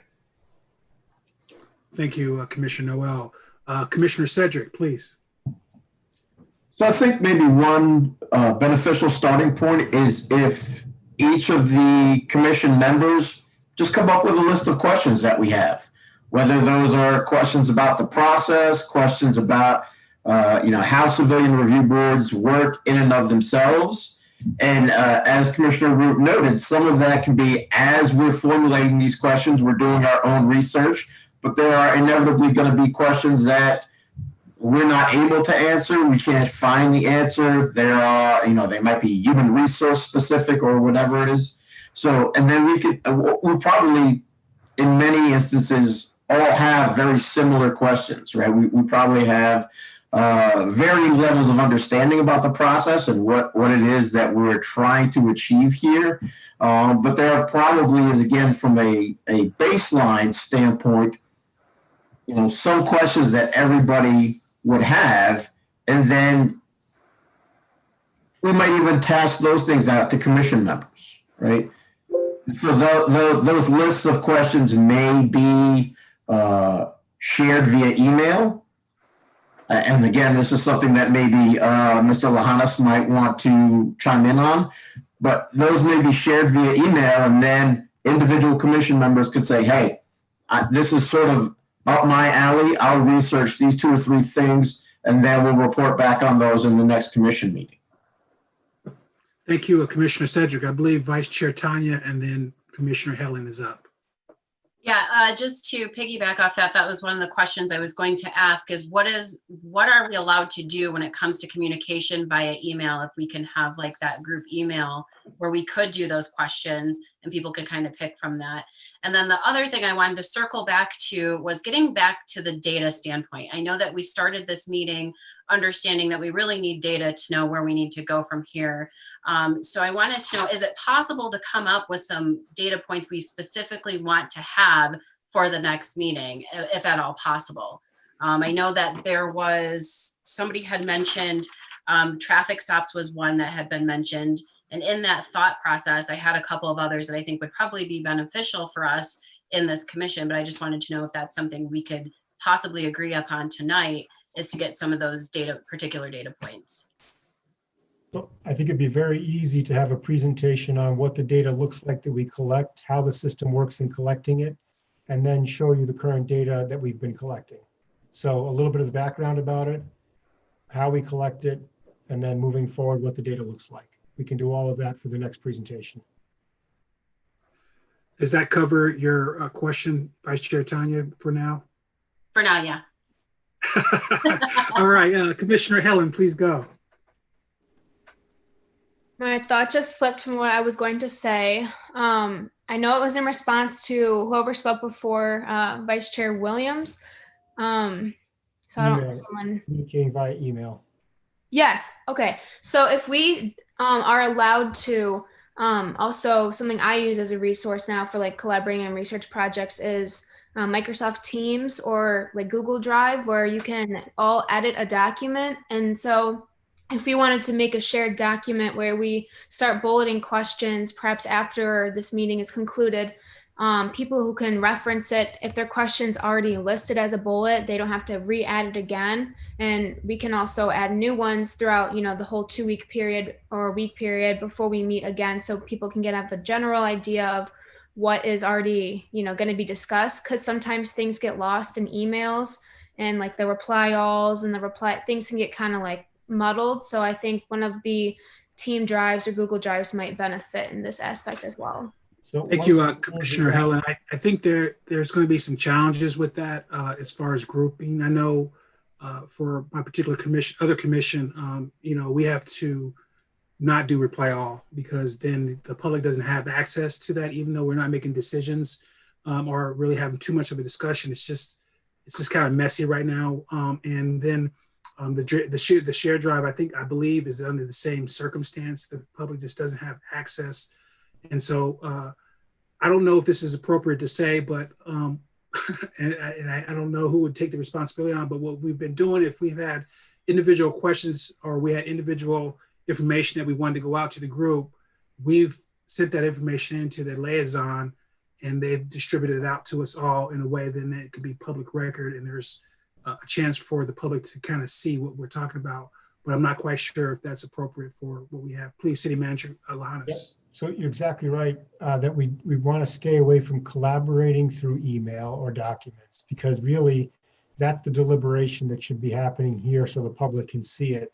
So we've had that come up where commissioners sort of do this impromptu like sharing of information, and someone asks a question and then you figure something and you add to it. But that's the collaborating decision making that should be happening in person. So best if you have questions, if you have things you want to see, resources or ideas, share them one direction with staff, Diane. We will compile them, and then we can have a list of compiled questions, who asked for it, and then we can bring that back and show people, this is all the universal things you guys asked about this past 2 weeks. And then people at that point can look at it in the public meeting and say, add this, that kind of thing would be great. So I would say share one direction, share to staff, and then we can compile stuff for you. Thank you, City Manager. I believe Commissioner Eric and then Dr. Tyler, Commissioner Tyler next. One of the things I was looking forward to using this commission for, this study group for, was to talk to experts outside and question them. It seems to me that as wonderful as the East Lansing staff is and people in the police department is, that there are people out there that have information, and that the service that we can provide to the city council is talking to those people and reporting what they say, rather than using Google that anybody can do, or talking to the people inside the city. So I would hope that we would make an effort to bring people into these Zoom meetings and pick their brains. I could also have a list of potential people to come speak to the group along your lines. I had already thought that we could have the city's labor council from outside labor. We could have a labor union attorney there. We could have all of these experts come over weeks. But again, we sort of have to parcel this out over, maybe it's one presentation per bi-weekly meeting. Then you have time for discussion, time for input, and then we can go on to the next meeting. Otherwise, you'll be inundated, right? So that's your first several months, can be just having experts and having, people presenting and giving the presentations and feedback that you want. So that's part of what we would propose. Yes, I agree. Thank you, City Manager. It seems that Commissioner Tyler is up, and then Councilmember Bacon. Yeah, so Chuck, I just want to say I appreciate all the comments, but as a person that's following and everything, I want to ask you as the chairperson, where are we at on the agenda? And then also, how much time do we have allocated for this meeting? Because, the calendar invite for 6 to 8. So I want to make sure that we're on schedule, have these meetings outlined, going forward, because my calendar is very busy as well, but this is a very important topic to me as well. So I just want to know what's going on right now. Yeah, thank you. I'll go ahead and answer then, Councilman Bacon. We are at item 2.1. We have 2.2 where we'll be discussing our meeting schedule, commissioner comments, and we still have communication from the audience. So we were allotted, from what I understand, 2 hours for this meeting, and that was set up. And so I was just going to, and that was going into what Commissioner Kelly was talking about with her inquiry about our time. And I just thought that was already going to be challenging anyway with public comment, because we never know who's going to be on the line, how long that's going to take. Some of us, like to talk and have great things to say. So I'm not a big fan of having time limits, but I'm definitely respectful of people's time limits and things they got going outside of what we're doing. So that's kind of where we're at with the meeting right now, Commissioner Quentin Tyler. So does that kind of give you a feel for where we're at and what we got going on tonight? Yeah, I just want to make sure that we're in alignment of that and being respectful of everybody's time. Understood, and I definitely appreciate that. Councilmember Bacon. Yeah, I'm going to build off of that, and just that we need to, we're actually, if no one's noticed, the plane's already flying and we're still building it. We need to be deciding what's going to happen on October 26th, which I'm presuming is the next meeting. And I think you need to start building that out. What do you want in the next meeting? And then that at least buys you time to figure out kind of the circular thing that's going on right now. That's that can be built out, but you need to begin to set up what you want to see on the 26th if it's coming from staff, because basically they got to get started now. Yeah, it sounds like based on what little bit we sorry, heard. one more thing. Oh, okay. And you need to outline this. We need to know what order, like George has mentioned in labor and those kinds of things. We don't need to hear from labor until we're deciding what we're even going to ask for. We don't know. I think that's a much later part of this. So we need an outline of what we want to achieve and when to bring in which experts. I think the first expert, you hit it on, you had this already, but kind of gone around the mountain. We need to see which model that you're after, and maybe we need some expertise in that, and then what we want from that. And then we get into the other thing. I think that's, or the data, or decide on it's time to put some order to this. A, B, C, D, and these are the next meeting. We don't have time to, and I'm sorry to be crass or whatever right now. It's time, we got to get moving. No, this is not, we've all been delayed, and I think we've had a lot, and frankly, we've had a lot of time to think about this from everyone that's involved in this. So if you got things you want on the agenda, move forward, and we just need to decide what happens first, what happens second, what happens third, and because we don't have any weeks to waste based on this timeline. So we need to decide what's going to happen on the 26th and move to item 2.2 and see what the established meeting schedule is going to be going forward. So, and then we can do whatever from there. That buys you time. So that's thank you. City Manager Lahanas. Oh, I'm sorry. City Manager Lahanas, and then Commissioner Chris Root, and then Commissioner Kelly, I believe is what I saw, and then Vice Chair Tanya. You're muted. I was muted, sorry. Happy to go for one presentation in 2 weeks. If that's when we meet, we'll talk about data, what we collect, what our current data looks like. And then we can also potentially lay out some of what we heard for a work plan for coming weeks and months. And then you guys can look at that and try to assimilate this, like Ron is mentioning, try to assimilate this into a package for you to start thinking about a work plan that you can look at and pick apart and add to, but at least we'll have something for you to look at and start responding to and start moving along. Thank you. Commissioner Christine. I agree with George about having a data presentation at the next meeting. And I think he was also suggesting have a sort of order of speakers to look at then. In terms of the work plan, what I would suggest is that all of us take a look at the NACOL resources on that and come in to design, you know, the first 3 months of the work plan on actually designing the Oversight Commission. I'd like for us to be able to get our teeth into it by looking at the materials ourselves. It's not that onerous if people are up for that. Thank you. And then another thing that hasn't come up yet that I think we need at our next meeting, the Police Officers Association of Michigan on May 26th demanded to bargain the impact of this committee. And I think our committee needs to know what the status of that is. And we need to know pretty soon so that we understand if it has an impact on how we operate. So I hope that that could be on the agenda next time too. Thank you, Commissioner Christine. Vice Chair Tanya Williams. No, I'm all set. You're all set? Yeah. Okay, so just to wrap things up, we had a strong suggestion of getting the data presentation by city staff. We're gonna have the NACO information that's been suggested and put in the links in our chat, and then hopefully get the status of the POAM issue that they had with us doing what we do. Does that sound fair as far as what we have as far as a starting point for the next agenda for our next meeting for all the commissioners? Good, let's move on. If there's not any more discussion on that, we can move on and get this thing going again. All right, so item 2.2, let's establish a meeting schedule. I believe that we already have a proposed 10/26 date by Council Member Bacon, just as a suggestion.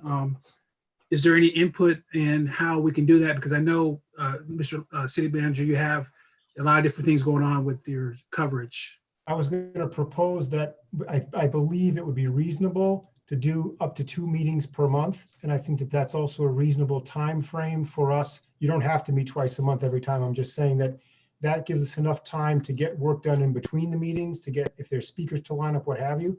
But also, I believe 2 meetings a month could be supported by the staff. More than that, I think we'd have to discuss if it's as needed or something like that. But that's just a sort of a good guideline for you. I think that's, I support that, and I think that's a good start. And Councilman Bacon.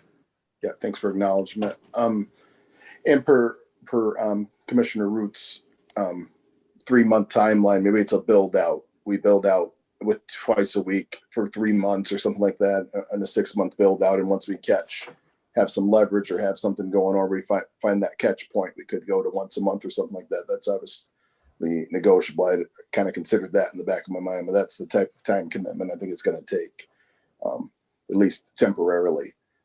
It's something to get to baseline as quickly as we need to. So, thank you. So from what I understand right now, the next meeting is set for the 26th, or was that just the date that was thrown out there? Is that kind of how you, when you talk about twice a month, City Manager Lahanas, is that kind of really the first round for our next one?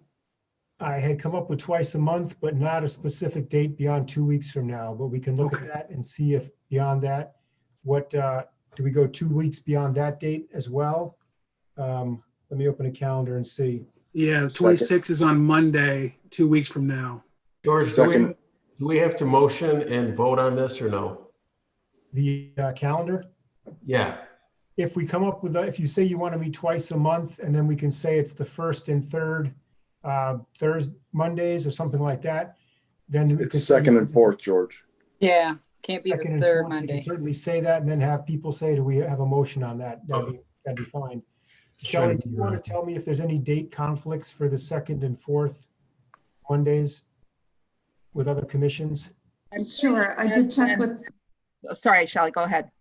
Yeah, I checked with Emily in the City Council office, and she said preliminarily, it looks like the second and fourth Mondays of the month are not in conflict with other commission meetings. Which is good news. Which is good news. They are in conflict with East Lansing School Board. And East Lansing School Board meetings are of great interest to a lot of parents in the community. I don't know what to suggest about that, because I know we can't conflict with city meetings, but that is a city residents policy meeting that is attracting a lot of people. And they're all right. Yeah, it's going to be tough. So is there a motion right now on the floor, or if someone want to have a motion for the second, or for the second and the fourth going forward? I'd like to see there. So I'll make a motion. Okay. The meeting's on the second and fourth Monday. Is there a second? I support that. Supported by Commissioner Noelle. Is there any more discussion in regards to that for that right now? Was the 6 o'clock time frame acceptable to people? 6 o'clock starting time? 6 to 8. So the motion on the floor is for the second and fourth, starting from 6 p.m. to 8 p.m., seconded by Commissioner Noelle Garcia. Is there any more discussion on that? Clarification? A question. Commissioner, Vice Chair Tanya, and then Commissioner Eric. Yes, I was looking at the calendar for December. How are we planning this through the holiday season? So if we're looking at the second and fourth Mondays, the fourth Monday is the 28th. I don't know if you guys still take that off for Christmas or if that's a work day. I think you'd have to expect that those 2 week period, pretty much no one meets anywhere in the city. So, Commissioner Williams. Are you sure you want a hard adjournment time for these meetings? I personally don't think that it's possible. I like to respect it as much as we can, and I'll work a lot better in going forward to push the agenda a little bit stronger to appreciate and respect everyone else's time. But there are some variables in there that I won't have control over. So is there any if I may, yes, Commissioner Kelly. There needs to be a stop time. These things can end up going on and on and on. And so, I mean, I understand that we're not going to get everything resolved in one particular meeting. but we do need to have some type of end point versus going on to 10 o'clock at night or what have you. There does, I mean, there's a lot of, right now we're kind of filling it out today. So there's a lot of, going around the mulberry bush, as my grandmother would say. But I do think that we need to have, outside of public comment that can, maybe take us outside of time, but the things that we can control, we need to work hard at controlling that and be respectful of other people's time.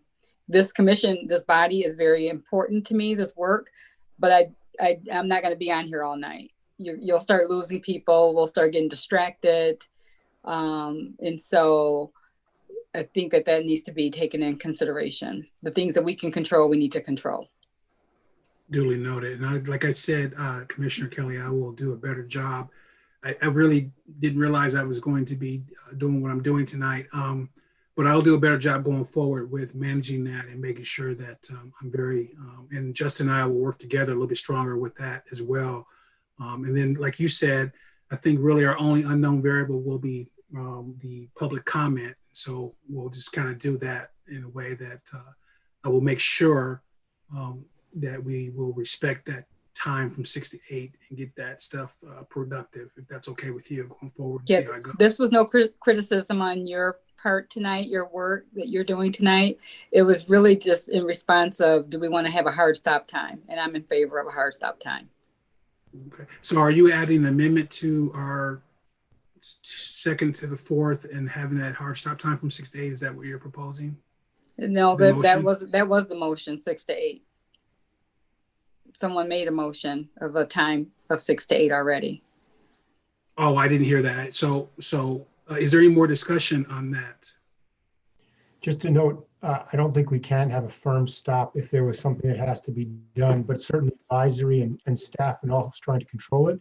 But the public comment is this variable. If we set out a process, all of the public can speak, and we can't restrict the number of public. You can restrict the time of each public to speak to 2 or 3 minutes or something like that. But the public could take you out of that, and you can't not give the public a chance to speak. Though I did give that caveat. Yep, as public comment, but I'm just saying for us to go on and on and on, and then try to have public come in at 8 o'clock, and we need to be, respectful of the public comment too. Well, George, to Eric's point, shouldn't that mean that the public comment should start off the meeting then? Yeah, the reason I didn't start it tonight was because we didn't get a chance to even introduce ourselves. To start off with public comment is tough. But also you have to be aware, if you don't limit it enough, you could have public comment extend for quite some time, and then you don't get to take care of your business as well. So that's another consideration on that. But if you limit it enough to 2 or 3 minutes per person, that shouldn't be a problem. But if you have it more open-ended, you could have the whole meeting taken up by public comment if there's something that people want to weigh in on, and then you don't get to transact your business. So that's the concern. Any more discussion on the motion? All right, all those in favor for having our meetings going forward for the 2nd and the 4th from 6 to 8, softly, but kind of hardly as well, say aye. Aye. Aye. All those opposed? Motion passes. Point of clarification, 2nd and 4th Mondays. I don't think you mentioned the Mondays, right? Thank you. Just for the minutes. Thank you. I appreciate that. Told you to keep me on point. All right, moving on to item number 3, commissioner announcements. I know we've said a lot already tonight. Is there any announcements that any of you would like to make briefly to the commission? Commissioner Helen. I'm just going to be brief. I'm waiting to hear back from the coordinator for the other committee, but I'm also on the University Student Commission, so I'm going to be relaying some information back and forth.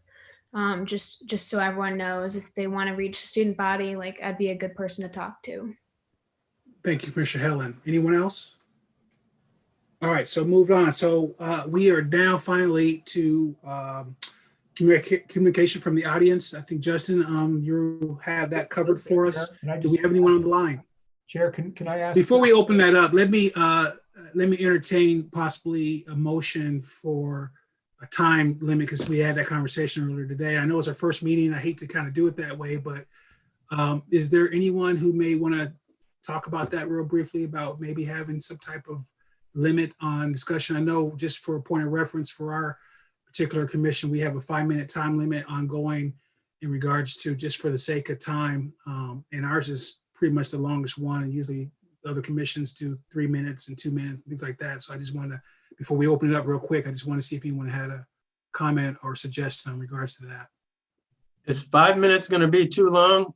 Lahanis is the expert on this. It just depends how many people show up to speak. So it's up to the commission.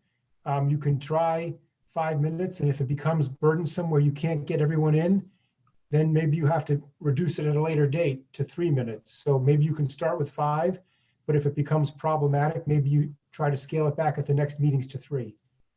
Does that sounds good? Because it occurs to me that this exercise is being driven by public demand, and so the public is kind of playing a role that they might not play so strongly in the in the zoning board. Yeah. Thank you, Commissioner Root. I have a language of emotion that's been used in some other bodies, if you'd like. Love to hear it. In order to maintain the order of an online public meeting, I move to adopt a rule pursuant to MCL 15.263 subsection 1, limiting public comment to 5 minutes per individual for today's electronic meeting held by the study committee. Thank you. Is there a second to that motion? What the DDA uses. Yes. Is there a second to that motion? Second. Seconded motion proposed by Ms. Christine Root, seconded by Cedric. Any more discussion on that? Councilmember Bacon and then Commissioner Helen. Yeah, just point of privilege. I think that 5 minute may weaken your firmer motion to keep it to 2 hours. You can we can all count math here. That could blow. You can blow through a quarter or half of your meeting with public comment on a particular night. You might want to put strong consideration into how you're going to manage that time on any given night, not under the assumption that very few people. 5 minutes, 10 people, that's 50 minutes. So they're in conflict. So maybe want to give some consideration before you move forward. That's just a point of privilege. Thank you, Commissioner Helen. I was going to say the exact same thing, whether we limit the 5 minutes, which makes it even more difficult for the public to express their opinion. But even if you have 5 people come in and say 5 minutes worth of things, that's almost a half an hour between the transitions and the responses that we lose. Thank you, Commissioner Helen. Is there any more discussion on the proposed motion? I would just also mention, if you have a special listening meeting where you invite the public to speak, you could have a longer period for that type of a meeting where you're just inviting public comment, perhaps, if it's a listening type meeting. And then for regular meetings, limit it to something less like 3 minutes. So it doesn't mean you can't have a listening type meeting at some point in the future. I really like that. Is there any other discussion on the proposed motion? No, that's exactly what I envisioned when we talked about inviting the community to have input in on this, is that there would be actually a meeting designed, just the whole meeting is for them. That's what I envisioned. I didn't envision it to be like every single meeting. I envisioned that we would have a meeting that we invite the public, and that's their meeting, those 2 hours. You have to have an opportunity for public comment at every meeting is the thing. So no, I get that, but I'm just saying I envisioned that 5 minute per person is not real meaningful dialogue and weighing in on this body of work as a whole that we could have. That's what I envisioned when I've been part of community conversations, when they're looking for input for different nonprofits, for instance. They actually had meetings where they brought in the community. And the whole meeting was the community's meeting. So that's just what I envisioned. I didn't realize that it would only be relegated to public comment. Thank you, Commissioner Kelly. Councilmember Bacon. You might want to How many people are on the line? For today's meeting, there is one caller in the queue. I think a 5-minute limit for today's meeting will work fine. And the motion is just for today's meeting. Councilmember Bacon, did you have any more discussion? Yeah, and that special meeting, I'm just trying to project out here so we don't lose time here. You're looking at December, you're already looking at disruption in December. Perhaps there could be a special meeting in December, the same week as your actual meeting, which would be the week of the 14th. Maybe you did it later in that week, and that would allow, you could make that special meeting all around open to the public or public comment. It could be an open meeting because you're not going to get anything in the week of the holiday or probably the week of New Year's. So if you're considering where to put it, that might be, just for your consideration, a good spot. I'm looking through the calendar and projecting out a little bit. So Thank you, Councilmember Bacon, for forecasting us a little bit for that. Any more discussion on the motion? Okay, all those in favor of the second and fourth, 6 to 8, or no, I'm sorry, excuse me, we're on the 5 minutes, I'm sorry. All those in favor for restricting public comment to 5 minutes for tonight's meeting only, all those in favor say aye. Aye. Aye. Any of those opposed? So motion passed. Justin, can you please get us going? Yes, the caller in the queue is phone number ending in 963. 963, you're permitted to address the committee.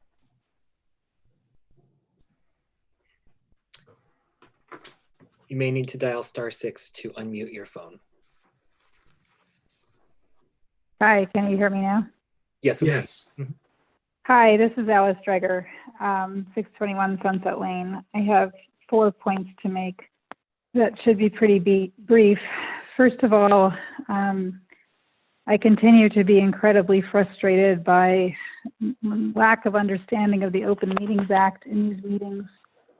There's a very great handbook that's put out by the state of Michigan called the Open Meetings Act Handbook. And if you Google it, you will find it, and it is written in plain English. It is really helpful. You can word search it and find lots of things. You can find things like, for example, that you really should not be dumping stuff into a chat on Zoom if the meeting is also being held on the phone, which is actually the way I primarily attend meetings. I can't see a chat. If I were blind, I would not be able to see a chat. And so you're not supposed to be using chats for that sort of thing. It also addresses questions like subcommittees and the ability for them to meet, which is pretty possible in a lot of ways. So I would just ask not only that you keep turning to staff to ask them what's legal and not legal, but just Google Open Meetings Act Handbook, State of Michigan, and read it for yourself regularly. It's not that difficult. As I said, you can word search sections in it, and it's really very understandable. So you can't do things, as Mr. Lahanis noted, like using a Google Doc for team editing. That would be illegal. Secondly, I just want to emphasize a point that a few of you made. The point of this group is not to be an oversight commission. It is to make a recommendation to City Council on what an oversight commission should look like. So I think if you could focus very specifically on that job of what the commission should look like, then you will get less bogged down in these very interesting questions like how many stops are we making. Those are things that I believe the Oversight Commission should probably be empowered to do. But basically what you're trying to do is create a permanent commission that will do the kinds of work that we all care so much about. So the important thing is going to be to actually get to the point of having a commission formed. And your job is to recommend to City Council what that commission should look like. The City Council will actually be making the decision, not you. So it's really important that you provide as clear a guideline as you possibly can in terms of what you think is important, and focus in on the things you think most important in the hopes those will be preserved when City Council makes decisions. Third, you asked the new chief his philosophy, which was very interesting to me to hear the answer to. However, I have lived in my neighborhood for about 20 years, and I have been through 6 police chiefs. It is really important that whatever gets created is created for a timeless fashion. That is to say, it should not matter who the chief is. It should not matter what the chief's philosophy is. What should matter to us is what this commission is empowered to do to protect the people of East Lansing and the people who come to East Lansing. And finally, I don't see anything in the Open Meetings Act that says that you need to have staff to do subcommittees. So I appreciate Mr. Lahanis' point that staff is very busy. They definitely are. and there's no reason to overwhelm them. But I don't believe there's anything that says that sub-quorum groups can't meet to discuss some ideas to bring forward to the group. And there's nothing that says they have to have staffing to do that.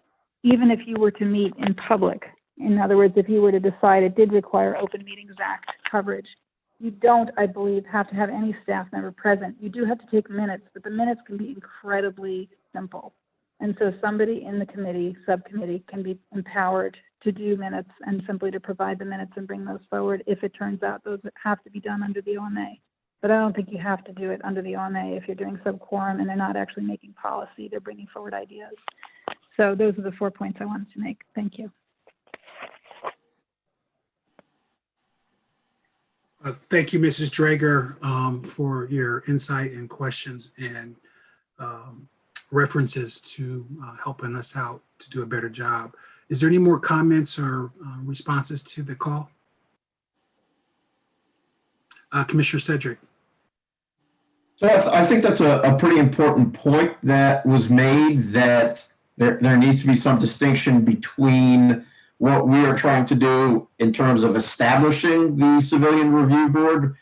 But some of that involves us having to have an understanding of police processes in general. So in order for us to say that the Oversight Commission is going to be able to engage in disciplinary actions against officers, then we have to have information from HR, if that's even possible as a collective bargaining issue.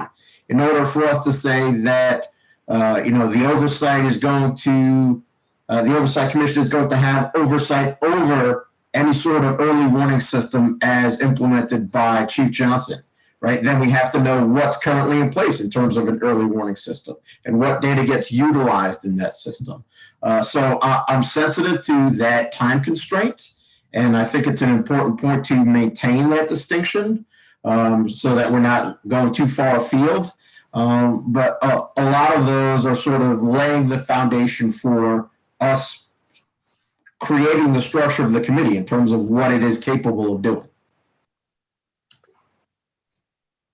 Thank you, Commissioner Cedric. Any other comments to the call?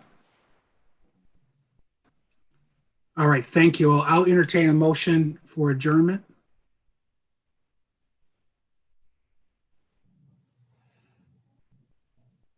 I would if I could. So moved. So moved. And then seconded by Commissioner, or moved by Cedric, seconded by Commissioner Chris. Thank you all tonight. We are adjourned, and we will be meeting again, from what I understand, is going to be the 2nd. Is that correct? 26th? 26th of October. 26th. Thank you. 26th. Thank you so much. Good night, all. Thank you. Good night. Thank you. Good night. Thanks. Good to meet everybody. Thank you. Wow, that was rough, Chuck Grigsby. Talk to you guys later.